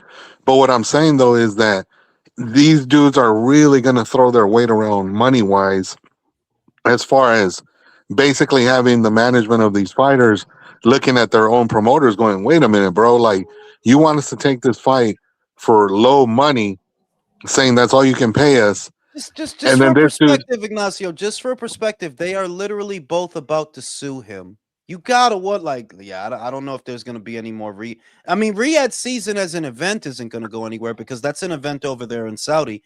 But those Saudi-backed Riyadh season big boxing cards, yeah, it might be a wrap for that because you need other people's fighters to do them shits, and I don't think them people fucking with you no more, bro.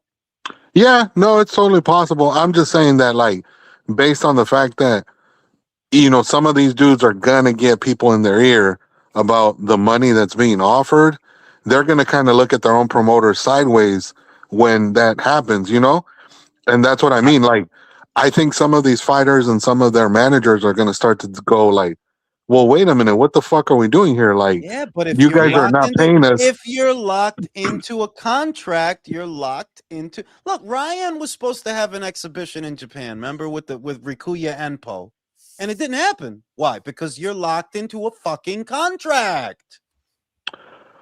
Yeah, wait, because then I'm listening to your scenario and all that, but it's still gonna end up boiling down to that shit isn't sustainable. You can't keep overpaying these fighters that they're not worth what you're trying to pay them. So Abdullah, if you want to go over there and take that short money, go on ahead, bro. But at the end of the day, that shit's not gonna last.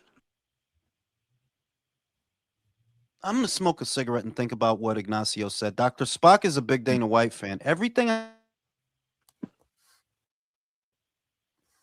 What? Didn't that dude asked for a link and didn't even click it? Yeah, what's it called? In terms of the whole thing, Ignacio, like, it is pretty much that. Like, for right now, for Top Rank, they don't have a deal, but, let's say they get back with ESPN, right? We said this a couple, weeks ago. Yo, the shit that happened to Eddie, if you think Eddie didn't learn from that, and if you think other promoters aren't looking at that and saying, yo, we about to hit all of our fighters with Oscar-level contracts, you're insane. Like, an Abdullah Mason, yo, you gonna make, especially since he won a title, so I think they redo the contract anyway. But, if they put that clause about... If they put the clause about winning a championship, yeah, for sure, like, they could extend the contract and then the fighter pretty much can't do shit. The only thing I was gonna say when Jules brought up the whole thing with Ryan Garcia, yeah, he got denied fucking doing that exhibition. But then remember, his own fucking manager gave the middle finger to Golden Boy and ended up basically making the Tank Davis fight without them really being involved. That was before, and they were involved. That's not true at all. They were definitely involved. He just said that, yo, I don't want you to go into this fight. But Ryan Garcia was basically saying, I'm going to throw a fucking hissy fit if I don't get to go into this Davis fight under these conditions. And Oscar's like, I don't want to, but if you're going to do that, then fuck it. Yeah, let's just go do it. Yeah, it wasn't that they were denying him the fight. It was that Oscar was trying to tell Ryan, like, hey, bro, you know you don't have to take this fight under those circumstances. But Ryan was being a little fucking woman and didn't want to listen. But what I'm saying though, bro, is that when he re-signed with Golden Boy, they literally said they were giving him a fucking contract where he was getting paid way more money per minimum for every fight that. So what I'm saying is, if they really had an ironclad contract, then you should have been able to stop the dude from fucking taking the fight, even under those circumstances. But you let him go on and fight the guy anyway. So what I'm saying is that guys might still try to fucking, weasel their way into fights that maybe their promoters might not want. That's not how that works. But if Oscar straight up just put his foot down and straight up said, yo, you're not getting this fight, period, that's what happens. But as much as I look at Oscar that way, and I think there's exceptions to it, that's still a really big fight that they were going to be a part of. Like, he's not going to turn that fight down. He just didn't want it under those conditions. But at a certain point, look, Ryan, if you want to fuck up your career, cool. I get my cut anyway. Yeah, but that's what I mean. Like, Oscar didn't do it, quote unquote, based on him actually caring about what fucking Ryan wanted to do. He wanted his payday because he knew at that point it was out of his hands. Yeah, but a fighter's not going to just be able to just go and say, yo, I want to be put on this turkey show. And if you don't put me on this turkey, well, they could say, if you don't put me on this turkey show, I'm not going to fight. Maybe Oscar's worried about that. And you can do that. But at the end of the day, you're still going to be under contract. Like, no, I get it, but there have been examples of guys suing their way out of deals. You know what I'm saying? So all I'm saying is that there could be that possibility that certain guys are going to be like, well, wait a minute, if you're not going to fucking give me the fights that I want and the money that I want, then I'm going to try to figure out a way to get out of this but that's contract. very short term, bro. Like, listen, a lot of those guys that are going to do that, you can go over there and do that, but it's not like you're going to continuously do that for every new crop of fighters. They're going to eventually have to sign young prospects that they build themselves. You can't continuously poach fighters that are already pre-built and expect to sustain that, because you're just going to end up having to continuously do that. Also praying for a lawsuit every single time you want to take a fighter that, a promoter doesn't want to give away. If that's your strategy, I'm going to be honest, it's going to take a pretty long damn time for you to make fights. Like, lawsuits aren't short. No, yeah, I get that. Yeah, for sure. In fact, the reason why you probably won't see any lawsuits, especially for fights, like, let's say the fight is being planned, I don't know, a month away. No, that's a bit too short. 2-3 months away. That lawsuit's going to take a decent amount of the time, and you're going to have to hope it just doesn't get dragged out that long, because a promoter probably can drag it out long. Yeah, because think of it like this way. Does Zuffa know how to make an Abdullah Mason? No. You know who does know how to make an Abdullah Mason? And the thing is, we don't know if they're going to find the person that can help them create the Abdullah Masons. That's going to be the issue, is that Turkey and Dana are eventually going to have to find someone who has a really good eye for boxing talent. And until they do that, yeah, they're not going to be able to develop their own guys. I mean, could Loeffler be the guy? Possibly. I'm going to be real, right? So I remember Juice said, like, and no, it was Undefeated, I think, or someone. I forgot who, but they said he brought up Golovkin, and that's great. And I think he also brought in Chocolatito, which is great to a smaller extent. And I respect that. That's two guys, bro. Yeah. And no offense to Tom Loeffler, but whenever I hear about Tom Loeffler, I see Tom Loeffler, especially these days, bro, he on the chicken gizzard circuit. Yeah. I mean, the way that things seem to be going with Zuffa, oh my God, They bought the rights to Optimus Prime's catalog. They got all the Prime fights, right? Who's fighting this weekend? Ray Beltran versus Rancis Bartholomew. Well, I'm sorry. For Zuffa? No, I'm just saying that's an example that like Oh, get I was about to be like, really? no, I'm Jesus. just look, Charles Martin and F.A. Jogba. Okay, that was a good little fight. I liked it. I enjoyed it. But you're not telling me you're gonna take over with that, are you? That's what you want? Oh, Nah, okay. Jules. What I'm Boys, saying is like if they're they don't, 3 months in. yeah. 3 If months in. How I could you think ever expect I anything think you more? have to wait about 5 years before No, you no, no, really no, see no, the no, no, no, no, result. no, no, no, no. Don't do that. Don't tell me they're 3 months in when you're telling me they're taking over 3 months in. Yeah, you can't talk about, oh, they're The gonna take fuck? over. They're taking over. Yo, they're Hey, Oh taking over. shit! Pro box matchup. Pro box this is matchup. the beginning of the takeover, man. This is the The- beginning. This This is is a how it Tiafimo starts. takeover right now, bro. That's what I'm That's what hearing, it's bro. This is looking gonna You be like, this don't a bro. you don't fraudulent roll out of Tio the takeover. how do you roll out of bed and then 3 months later have 3/4 of the entire field of No competition? joke. Like, guys, PBC might have legitimate. had a Come on. stronger roll up than this. My God, like honestly, you could say that, and I don't say this to shit on him, but you just sound like you fanboyed out, like you sound geeked out. No, what it is, Congratulations, you're paying.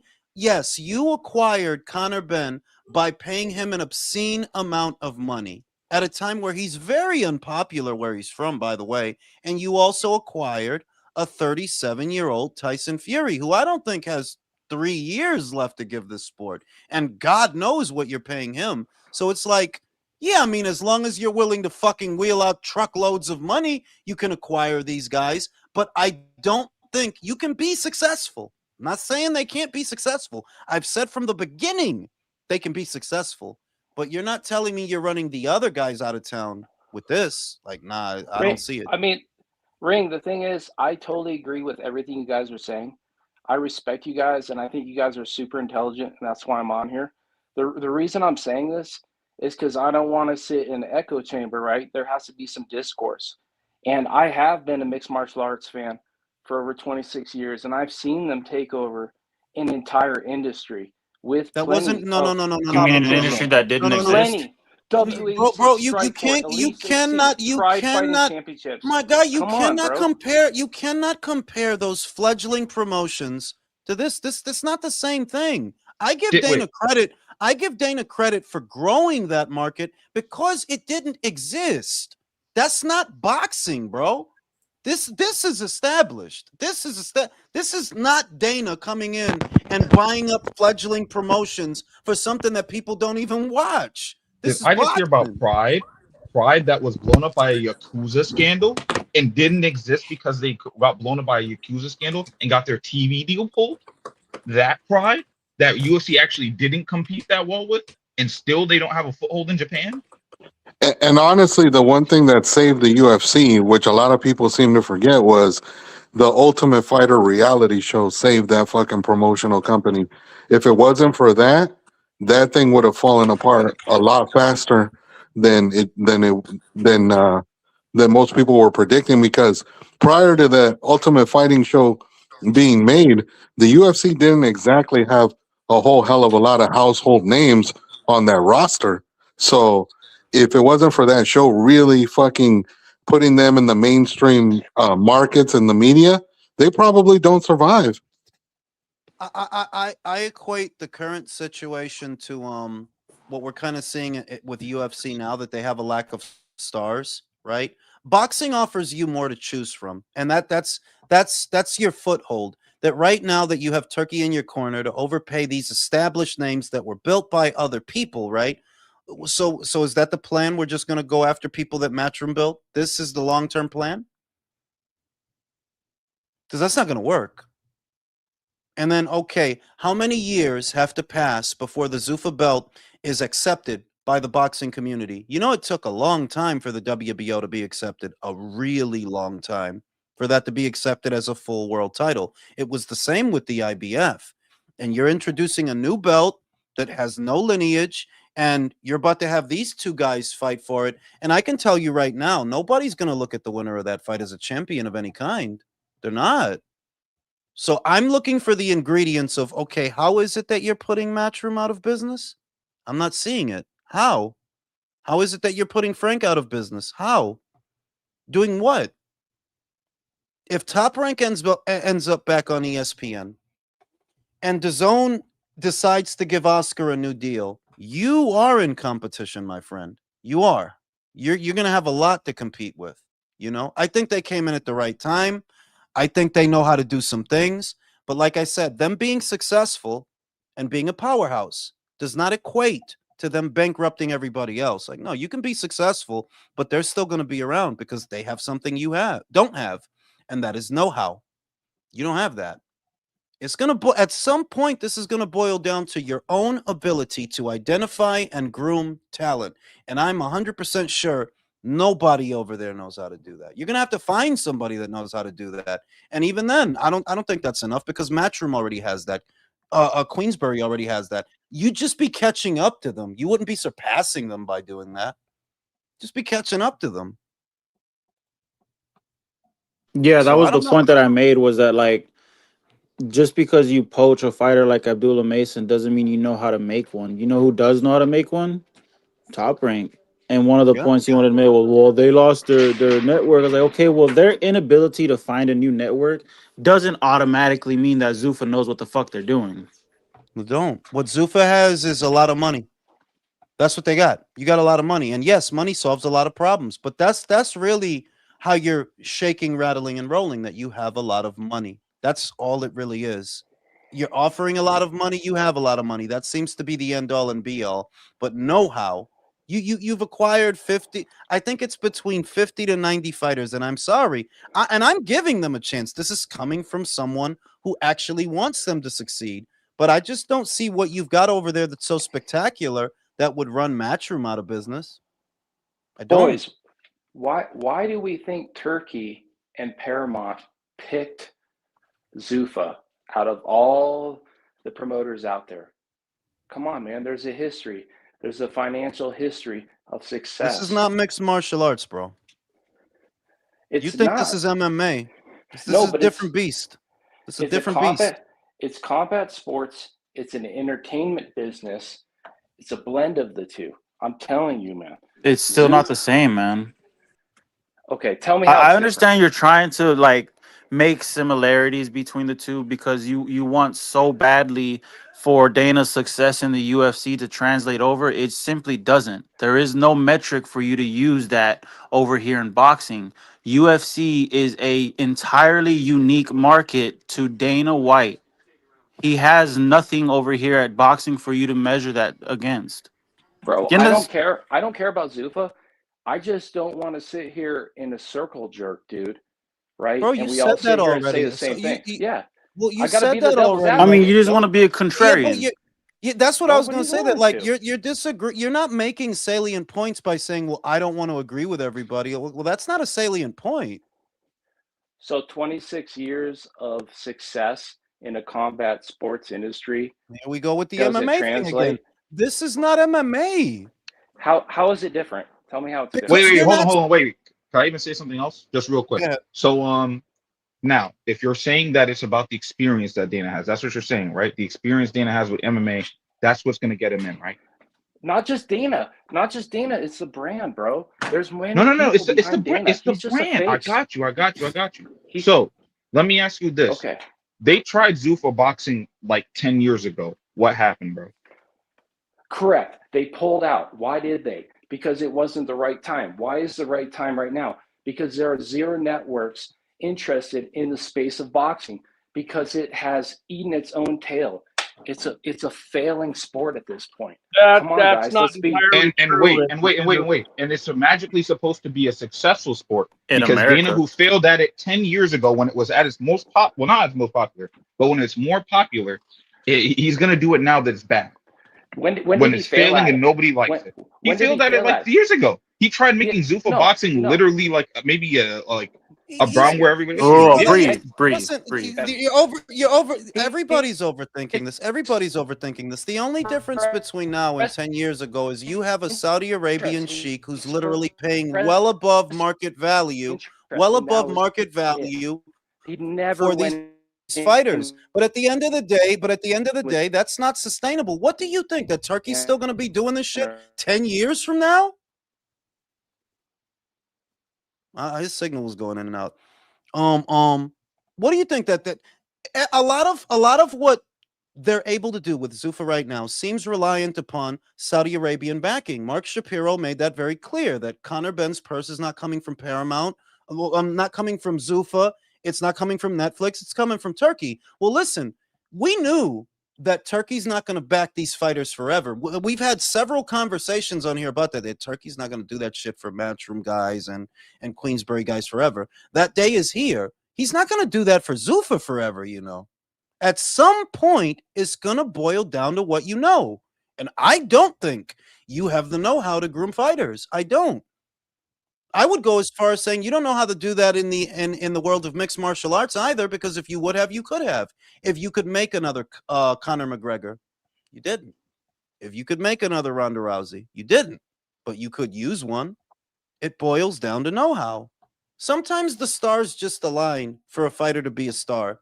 And that's why boxing is different from mixed martial arts. There is an inherent wild card that comes to boxing, that it's not an exact science. It's not. Look, Devin won all these belts, right? He won all these fucking belts, and he's not a star. He's not a star. You know who's a star? The jackass with an Instagram following. He's the fucking star. fucking moron. I'm sorry, but that was funny, fool. Yeah, fucking idiot from He said the Instagram. fucking jackass.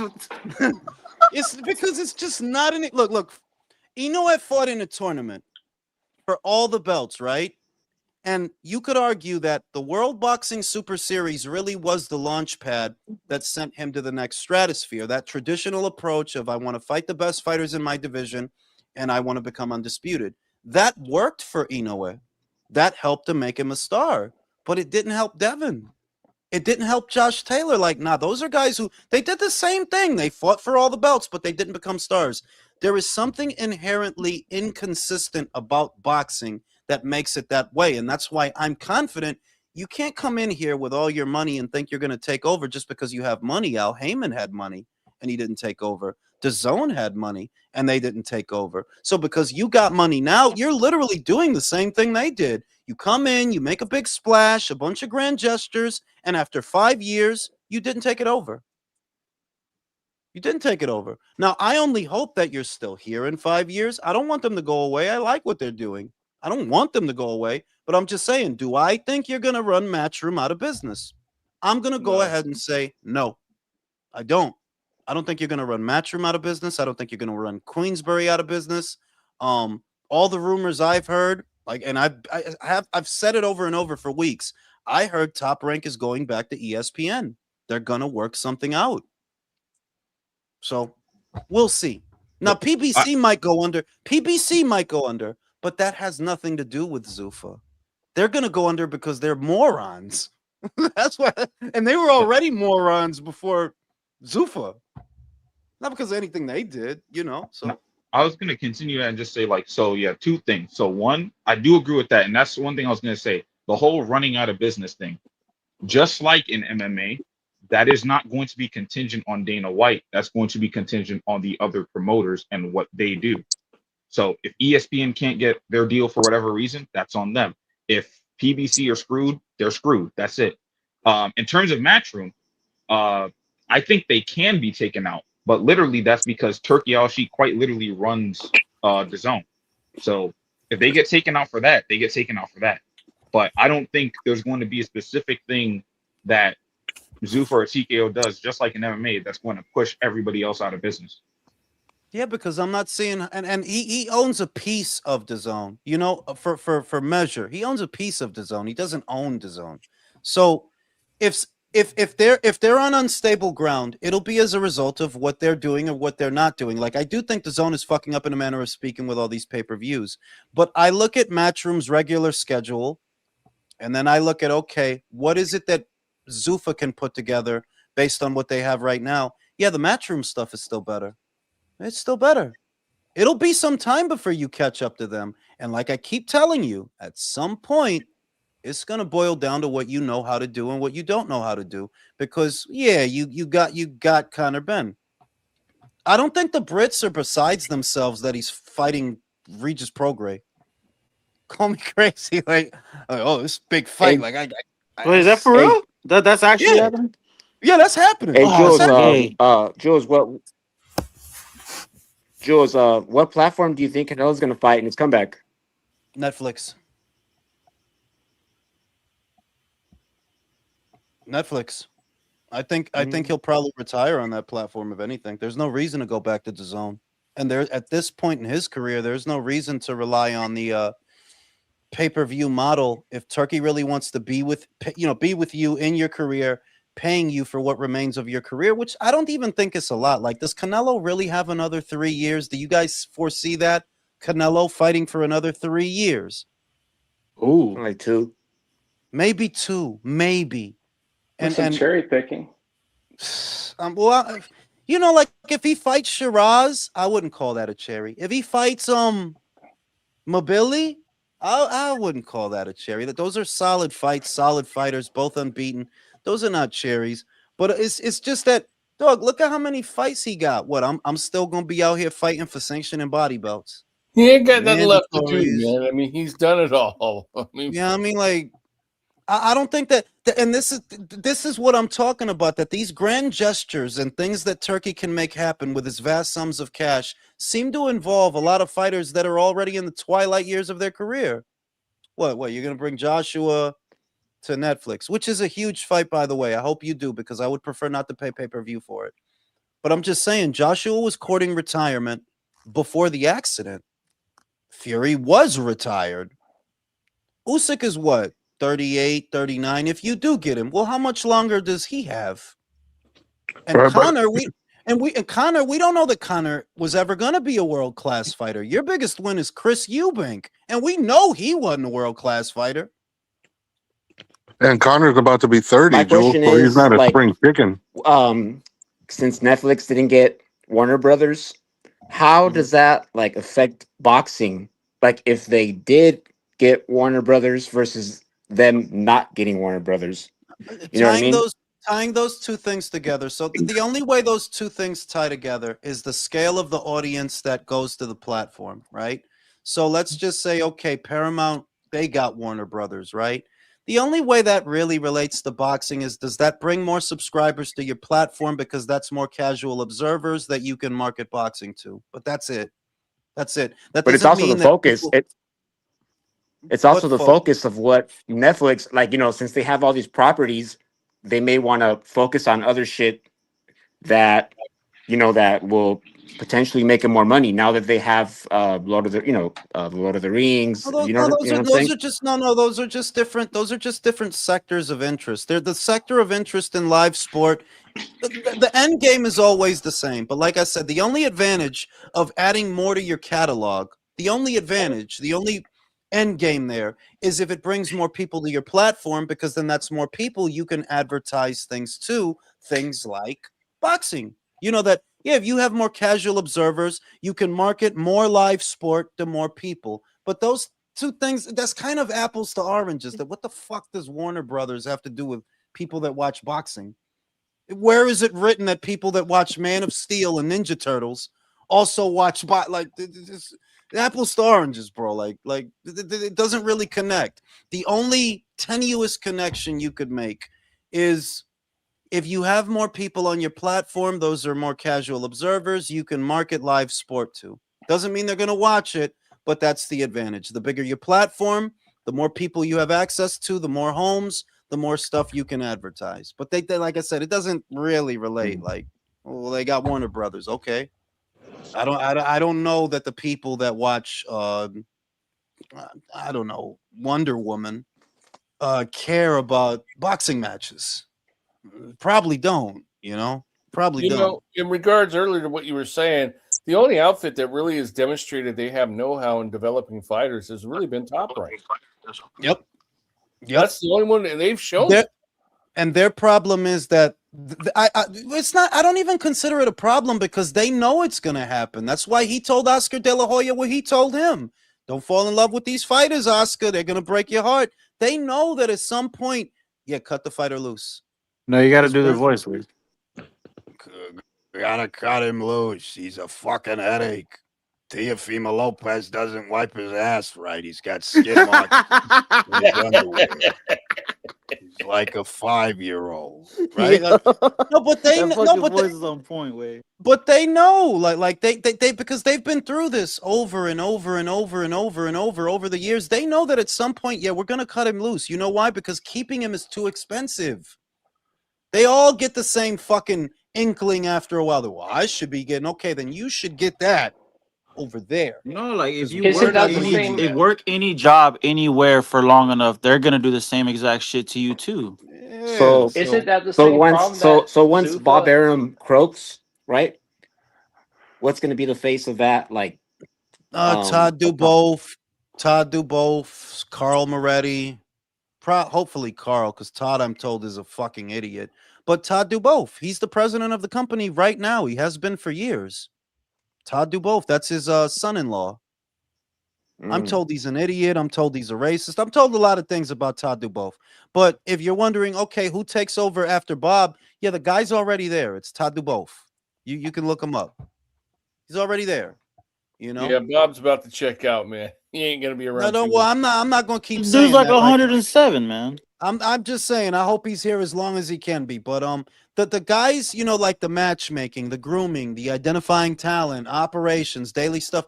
That's Carl Moretti, Brad Goodman, and Bruce Trampler. A lot of behind the scenes guys. It's more than just Bob. Like Bob isn't the fucking architect sitting in a room with all these TVs.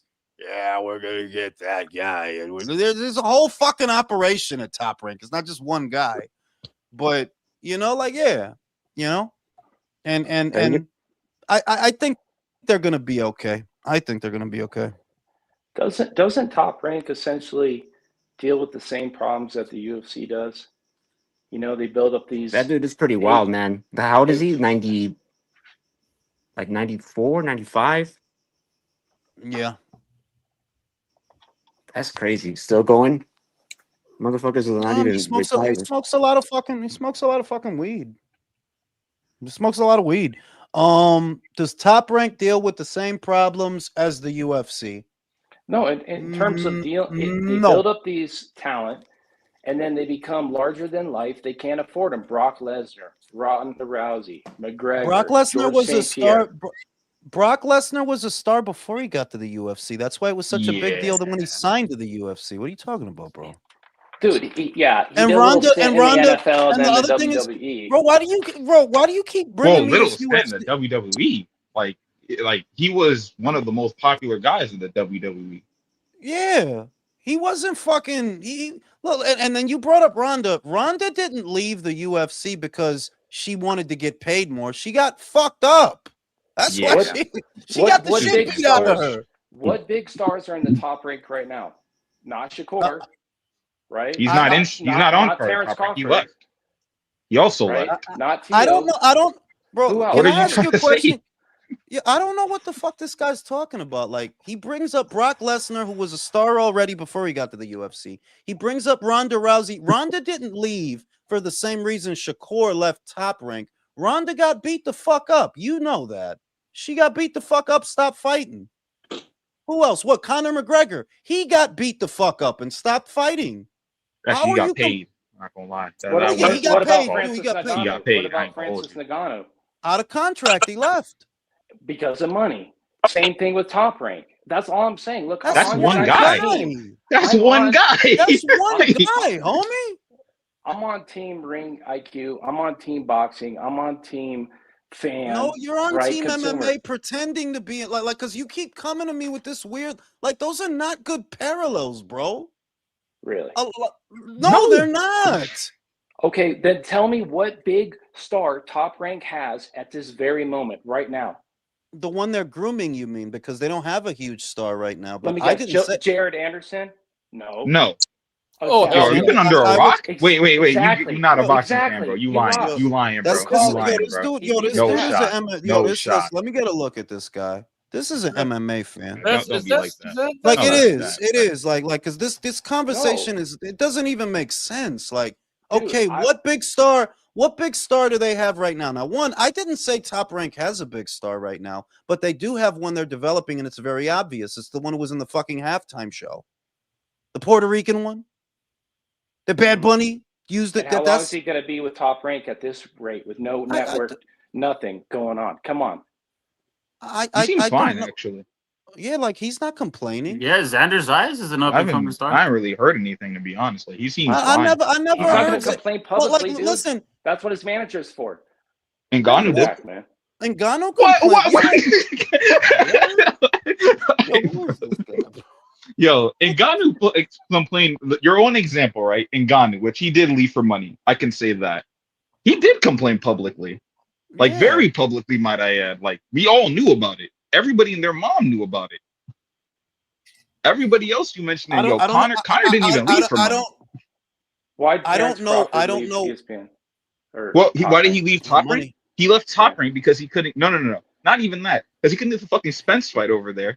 Honestly, that was the first reason. And what's the Spence fight about? Money. But you gotta understand though, like that shit happens all the time, bro. Fighters move. That's what that was. Listen, it's already established because I already said this. The fighters get to a certain point where they become more expensive than Top Rank is willing to pay to keep them. Yeah, that's usually happens at Top Rank. But you brought up a bunch of people where that didn't apply. The fuck does that have to do with the UFC and Ronda Rousey? Brock Lesnar. You're telling me if they didn't offer more money to GSP, to Ngannou, to didn't he possibly retire? Ronda. Yeah, wait. Yeah, what do you mean? For the one fight, for the middleweight fight. No, he came back for that. Offering money to GSP wasn't the problem, though. Like, the problem was Dana White said, yo, you just won the fucking, you want to go and beat Khabib, right? All right, you're going to have to defend, bro. We're not just having you win titles and then leave. Like, we don't like that shit. And GSP was like, well, that's what I want to do. And if that's not the case, I'm not going to fight anymore. And he didn't fight anymore. He didn't fight anymore. I mean, like, I don't know. I'm a UFC fan too, bro. Like, but this is getting a little gay. Nah, I don't know why I've become the Zuffa lawyer for some reason. This is stupid. Because you're more focused on being a contrarian than making sense. That's because you guys are sitting around and all jerking each other off in a circle. Come on, jerking each other off. Okay, and then what? Are you jealous? Listen, no. Okay, then. Pick the great fight, bro. Go ahead, pick it. Give me 2 fucking names. We're 3 right months there. in. Where was Eddie Hearn 3 months in? There you go. It's okay for you to say. Well, they're only 3 months in, but you're the same one telling me they're gonna take over 3 months in because they have a history. 26 what years. History, bro. 26 years. That's comparing MMA boxing. to boxing. Oh, boxing, kickboxing, MMA. Dude, you guys, come on. Let's get it together here. Because let's get it together, bro, because kickboxing is clearly as popular as boxing. All I can tell you is, look, I appreciate you guys, and I love watching the show. I'm sorry that I had to come on. No. Listen, see, because now my ankle bracelet is going off because I had a blood pressure spike. I have to call my parole officer now because he thinks that I'm doing something. This is all your fucking fault with your tenuous parallels, and I'm very upset, and I need a cigarette. Real talk. You commandeer the show. You guys don't realize I'm a victim, okay? I'm a victim, and I'm a liberal. I'm commandeering this show. Silence. I'm just kidding. No, listen, bro. Look, I get where you're coming from. Out of anybody, me, Drew, and fucking Undefeated, we get where you're coming from, bro. Like, they have their success over 26 years, blah, blah, blah, right. But it's not the same thing as coming into a market that already has players, that already have money as well, too. They have different variety. It's like, Pride is not the same thing as Matchroom. Like, it's just not. Pride was ass. I didn't want to cut you off, but the one thing I want to say is that Pride literally sold out soccer stadiums. Satsuma Stadium, 60,000 plus people several times. So it's not like they were just like Joe Schmo local. No, yeah, and then what happened? Where'd they go? What happened? Yeah, but the thing is, they with got Pride, caught up in an illegal like criminal scheme, and then the UFC bought him out. But anyways, Well, it look, fucking sucks to suck, bro. It's not like I can't give you fucking extra credit okay, because you sold out a soccer stadium. Okay, congratulations, bro. okay, Anyway, where's sold out a Golden Boy? fucking to the Tokyo Dome, and then Where's what? Golden Like, Boy Yeah, right but now? you know what? Right? All those Where- other sports you're talking about, they had to come together and get into infuse into MMA just so that it could compete with boxing on a lower level. You know what I mean? So I know. Look, dude, guys, at the end of the day, I agree with everything you guys were saying. I'm literally on the same fucking playing field. Like, it's I mean, all good. but you I'm know just what? like, dude, we can't sit here and just all agree with, like, somebody's got to disagree, man. Like, so I'm no, sitting here they really playing the don't. devil's No, advocate. they No, really don't though. Just because dude, we agree on something wholeheartedly doesn't mean we're an echo chamber or yes it man is or because let whatever. me tell you right now, where's Top Rank? Where's Golden Boy? Because we know where Frank Warren is, we know where Eddie is, right? They're behind a paywall in this place called The Zone, where if you go to the grocery store, your average person doesn't even know what the fuck that is, let alone being prepared to pay that money. So let's talk real. Where is boxing right now, dude? They're in the Most gutter. most of Only the in MMA America, man. legends, Boxing worldwide is not. And Only in that's most of the what America. you MMA keep What? conflating the American market with the entirety of boxing. It's Okay, that so what are we UFC gonna do? brain, What are bro. we gonna say? The UK Yes. and Japan. Yes, Japan, Yes. The UK and Australia. Japan. UK, Eastern Europe. Hold on. Wait. Japan is just to scoff at Japan when pride again, funnily enough, as an MMA fan, last time I checked, you should know the value of how big Japan market is. The one that again Dana has still not touched to this day. No, that's true. That's true. most of the MMA legends end up going to boxing to get that payday. 100%. 100%. The way that the UFC has structured their pay totally makes it so that boxing is an advantageous venture for the striker-oriented MMA fighter that has the charisma and like the promotional backing to go over to boxing, but they get their ass kicked because they're not boxers. Whatever. Look, boxing is better. Boxing is bigger. I'm not whatever. Like, I'm on team boxing. I'm more of a boxing fan than MMA. I stopped watching MMA like 7 years ago.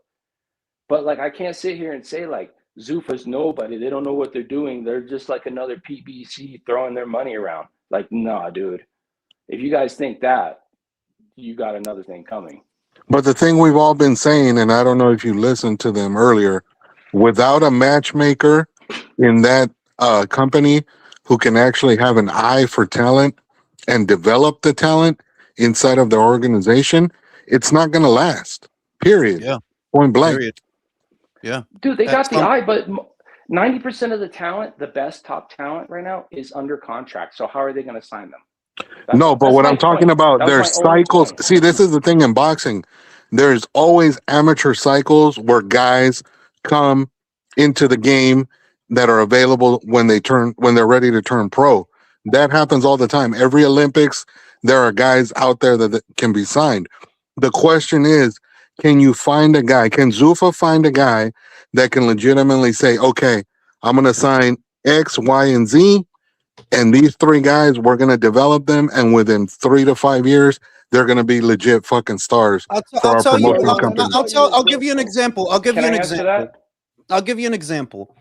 Just because a guy medals in the Olympics, that doesn't mean you're going to turn him into a star. Sometimes the stars aren't even the guys that medal in the Olympics. Look at Tony Yoka. He won the gold. He's far from a star. Star amateur, not a star professional. And it's not just acquiring those amateurs. After you acquire them, if you even can, if somebody doesn't take them from you, you literally have to know how to match them. Because you could have them and not know how to match them. If you match him too tough, he gets beat. Well, there goes the fucking neighborhood. This all requires know-how. And I'm telling you, I don't see nobody over there with the know-how to do that. Could they get somebody a year, two? Maybe. But until you do, and until I'm seeing serious world-class fights, which I'm not. I don't expect to, just 3 fights in. But like I said, until I do, I don't think you're taking over anything. Because I don't see what you need. I don't see what you have that makes you take over boxing right now. Can I tell you that I actually 100% agree with that? That's And why I I don't also think say, boxing should be in one network. Like it look, shouldn't Yeah, be like in a monopoly, bro. no. especially like, look, the Zuffa method is really concerning on that front too, because even if they find the star, they pit winners versus winners, losers versus losers. And you know how this game works, man. Styles make fights, and anything can happen, right? So that is correct. I do feel like they are going to have a problem building stars because of how they pit prospects against each other. So, I just want to say that I do have some sense of You critical guys think that thinking. Garcia's gonna fight Shakur next? No, I was thinking that for a while. I mean, if Turkey wants to make that one, it's there. If he wants to make that one. But I'm just thinking, look, Conor Ben, you're paying him what you're paying him, but he's not fighting Rolly. I thought that was the fight. I thought that was the fight he was going to debut with, the Rolly fight. And you just think about it commercially, which is usually the North Star for a lot of things. What's a bigger commercial fight? Stevenson versus Garcia or Ben versus Garcia? It's a no-brainer. It's Ben versus Garcia, the Nepo baby versus the influencer. Yeah, it's a bigger fight. I'm thinking maybe that's what they want to do. Conor Ben keeps calling him out. It's not like I'm pulling it out of my ass. They don't want to At talk shit to 154? each other. No, he's making his way to 147. That's why he's fighting this guy at 150. He's fighting Prograis at 150. He's making his way down to 47 because he ain't made it in 3 years. I think that's the one they want to do. If I had to guess, you bring Conor down to 47, right? The Rolly fight's a good size fight because of Conor. It's a good size fight, but it's not a big fight. The Garcia fight, yeah, that's big. That's big. Like, yeah, you do that one, that's big. Haney, nobody wants to deal with Haney. Conor doesn't want Haney. Conor doesn't want Haney. For those that don't know, he doesn't want to fight him. Nobody really wants to deal with him, for whatever. Maybe because he's boring or because they're scared he's going to outpoint them. It doesn't matter. Nobody really wants to deal with Haney. So who's the guys he does want to deal with? Rolly and Ryan. Rolly and Ryan. And I think he said something to Shakur too. But like I said, the Shakur Stevenson fight that's not really a big fight. That's not a big fight.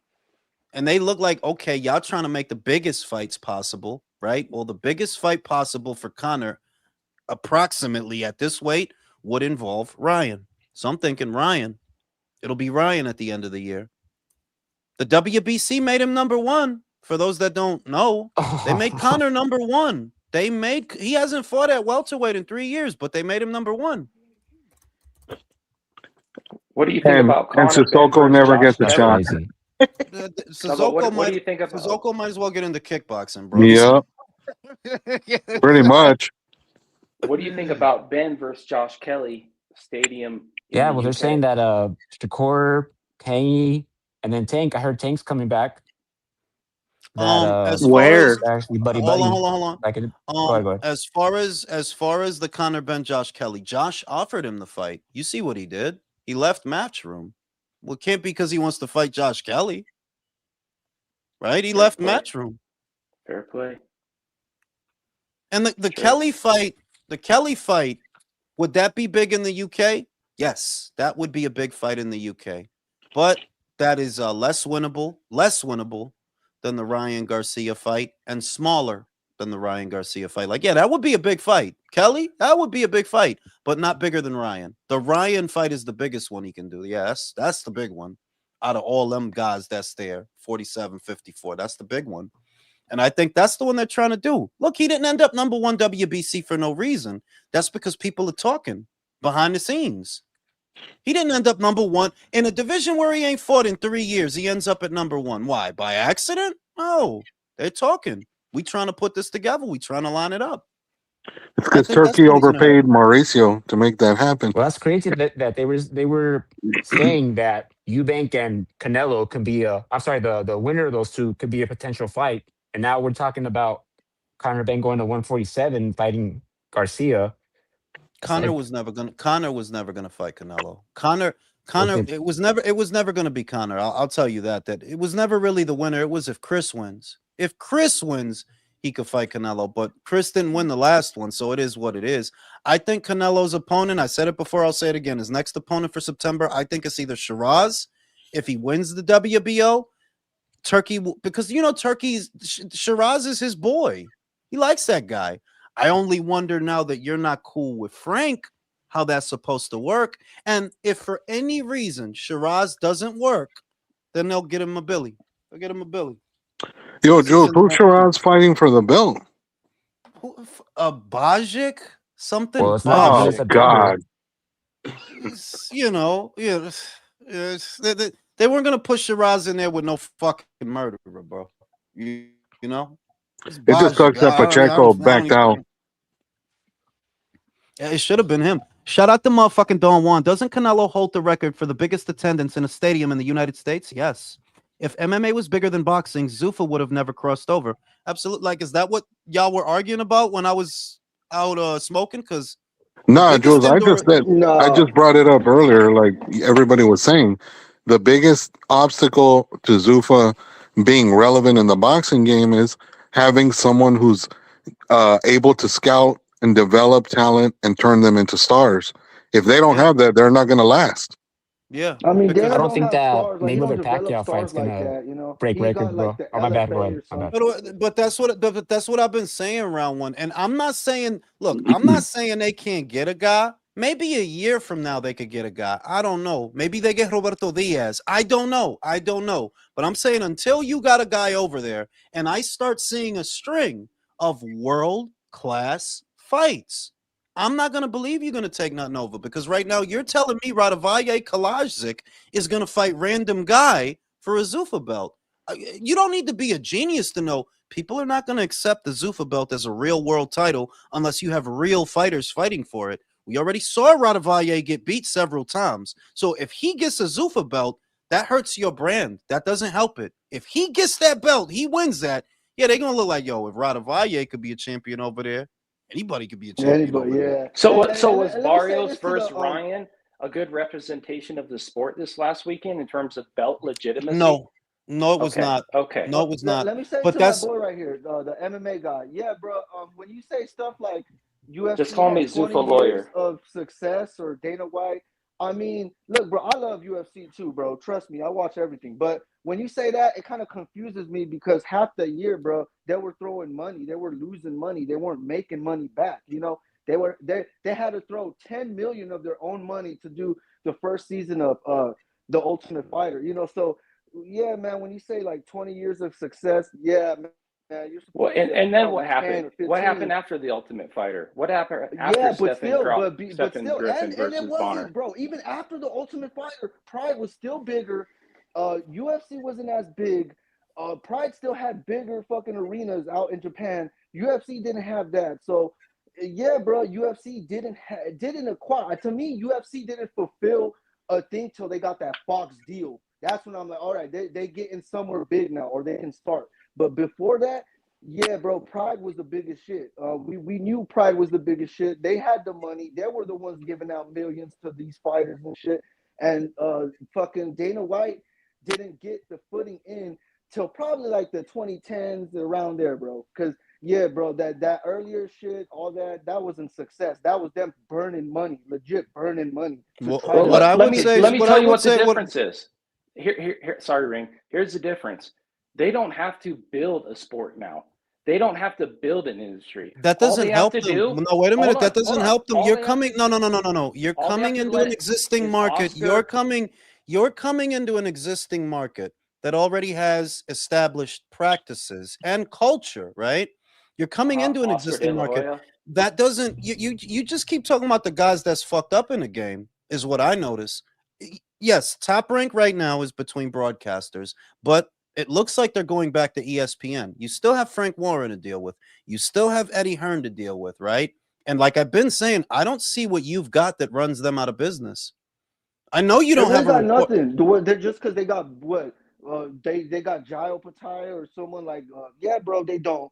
Man, you're tripping out if you're looking at the roster and you're judging a year or two or 3 years. Start with one at a time. For starters, I'm looking at the roster and seeing what you don't have. That's objective. You're looking at the roster and saying, yeah, they're going to take over.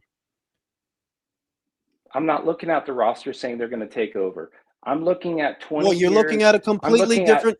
You're looking at a completely different sport that is nothing like boxing because boxing was already around and already established while you're developing your UFC. Boxing was already an established sport. I'm telling you, you're coming into an established space with no brand trust, right? People know Eddie Hearn. The Brits know Eddie Hearn. I'm telling you, you do a fight at light heavyweight. Coincidentally, you both have fights you're going to do at light heavyweight in the not so distant future. Which is the one you think people are going to watch? Callum Smith versus David Morrell or Kalajdzic versus I don't know how to say that guy's name. This is a no-brainer. It's a no-brainer. Currently, in its current rendition, that is completely true. But if you think this is a 3-month venture, you are completely wrong. If you think this is a 1.5, 2-year venture, you're completely It's a 7-year. This is a 5 to 10-year venture. It's a 7-year venture, actually, on Paramount. And I said very clearly, until you show me that you have the ingredients to compete, which you still don't, I'm not going to believe you're running them out of business. You could be successful. You could be around, right? Yeah, you could be successful and around. But I don't believe you're going to run Matchroom and Queensbury out of business with what you have right now. I don't. You don't know their market. That's true. You don't. And my The dude, fact of the matter is, you're gonna get a Sky Sports deal. I said that 2 weeks ago. It's no fucking shocker. Yeah, you're gonna get a Sky Sports deal, but you don't know their market better than they do. You don't.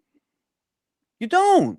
It's just a fact. You don't know boxing better than they do. What you know is what they built because they're good at their jobs. So you know who to go after, but that's only momentary. That really only matters for the first 2 years because Conor Benn's not always going to be around. We know Fury is, and he's in his late 30s. Usyk is in his late 30s. Joshua is courting retirement. What you know how to do is buy shit. When it comes down to you grooming fighters, then we'll see what you know how to do. And I don't think you know how to groom fighters. that's true though. That's true. That's true. I mean, look, this is the thing about Dana too, my dude. Like, look, bro. I like Dana White. I'm backing Zuffa up. I was getting shit because, I back up Zuffa. But look, the thing about Dana, bro, he's doing the same thing every other promoter is doing, overpaying fighters to fight some washed up dudes. That's nothing that we've seen everybody. So the way he's starting is starting like everybody, but we got to look at the roster too, bro. He don't have no big names, and when Zuffa was starting, I was saying they're gonna start with like C, D level fighters. Clearly, they did. Yeah, they're getting big names, but still, most of their rosters are guys a lot of people are unfamiliar with, and it's just the facts, man. So you got two Mexican champions. You got two Mexican champions fighting this weekend in a division where Zuffa doesn't have a super division because they're not doing the juniors. They're not doing the juniors and the supers. So basically, you don't have an answer. You don't have an answer for this weekend's fight. You don't. You don't do juniors. You don't have a super featherweight for us to cross compare whose super featherweight is better, yours or theirs, because you're not doing juniors. So you don't have an answer for this weekend's fight. Your light heavyweight fight isn't going to be better than theirs. Middleweight. What do you got at middleweight? Well, we're getting Carlos Adames versus Ammo Williams at middleweight. Who's your premier middleweight? Callum Walsh. So you have a lot of work to do is what I see. Enough. I don't think you're going to take over. I think you could be, I think you could be successful. I think you could do well. But my point has always been, I don't think you're going to run anybody out of business. Not with that. Nah. But Ring, don't you agree? Zuffa doesn't have to run anybody out of business as long as they're doing good business. And dudes like Oscar, you're trying to have a different argument. You're trying to have a different argument. You can't say that too, because you can't win this one. You were just trying. You're trying to have a different argument because you can't win this one. You can't. You've been arguing that they're going to run them out of business. I've been arguing, no, they're not. My boy, let me tell you this. I love watching UFC. I've been telling I'm an MMA, I'm a fucking fight fan fanatic. But, bro, we got to be serious. Dana White has never run anybody out of business in MMA. They ran themselves out of business. They threw all this money out. Some of these Bellator and PF, all these other fucking shit, they're throwing all this money out trying to do the same thing, trying to build their shit, but they failed. The thing about Dana is, when he's coming over here to boxing, we're looking like he's doing the same thing, having Conor Benn a guy who's not a world champion, let's put it that way too, but a big star, bigger than Sean O'Malley. That's for damn sure. He's doing something, but just because you're overpaying doesn't mean that's success. It just doesn't mean it's success, if the earmark all the news that Zuffa's making is, oh, they got Conor Benn. And how did they get Conor Benn? Through an unsustainable method. You overpaid. Well, not you. Turkey overpaid him on your behalf, and now they're letting you use him. But how many times are you going to have to do that? That's not sustainable. It literally isn't. Like, no, this is not soluble. Kicking out that kind of money to that kind of fighter for that kind of fight, no, that's not sustainable. And I've said this already on several lives. A year from now, and 2 years from now, then we're going to see what you really know how to do. Because right now, yeah, you're coming into it. You're throwing your weight around. You're spending a lot of money. Yeah, that's what the PBC did. Yeah, that's what the Zone did in the beginning. It's down the line. You see, okay, now what do you know how to do? There's an Olympics coming up. There's going to be an Olympic cycle of boxers. Not only do we have to see, are you going to get any of them? Which ones do you get? How well do you match them? And do you know how to develop them? Because getting them in is one thing. Turning them into a star is another. Andy Cruz won a bunch of fucking gold medals. He's not a fucking star. It's not an exact science. And I reiterate, whatever you did in MMA is MMA. That's not boxing. That's not boxing. Boxing is established. MMA was new when you started to develop that shit. It was a new sport, a fledgling sport. You didn't have that much to compete with. Here you do. How many people do you think honestly sat down to watch Charles Martin fight F.A. Ajagba? How many people do you think are going to sit down and watch Opataya versus Glanton? And I like that. Like, I like these fights because I'm a degenerate boxing fan. But I'm just telling you, you can't compete. In a short while, if Pat Brown keeps winning, he'll be a bigger name than Jai Opataya, as crazy as that sounds. Yeah. It boils down to know-how. Shout out to George. Turo Gaddy versus Tank. Come on, bro. I would pick Tank to win that fight, man. I think I would. Shout out to Don Juan Jules. This dude keeps moving the goalpost. Stay on topic. What is this dude trying to say? I need a cigarette after this. I need to go to sleep. It's past 12, bro. I'm going to see y'all. I'm probably going to go live tomorrow night for the Pro Box fight because there's a Pro Box card. And, of course, this weekend for the Emmanuel Navarrete versus Sugar Munoz. Yeah, go Pro Box. Here's some homework for you, boys. Tell me what network Eddie and Frank's on. Oh, 0. Good night, boys. The Zone. What kind of a comment is that? The Zone is nothing. That's a paywall. Peace. Lame. That's lame, bro. Try not to suck too much dick on your way out, bro. Oh, God.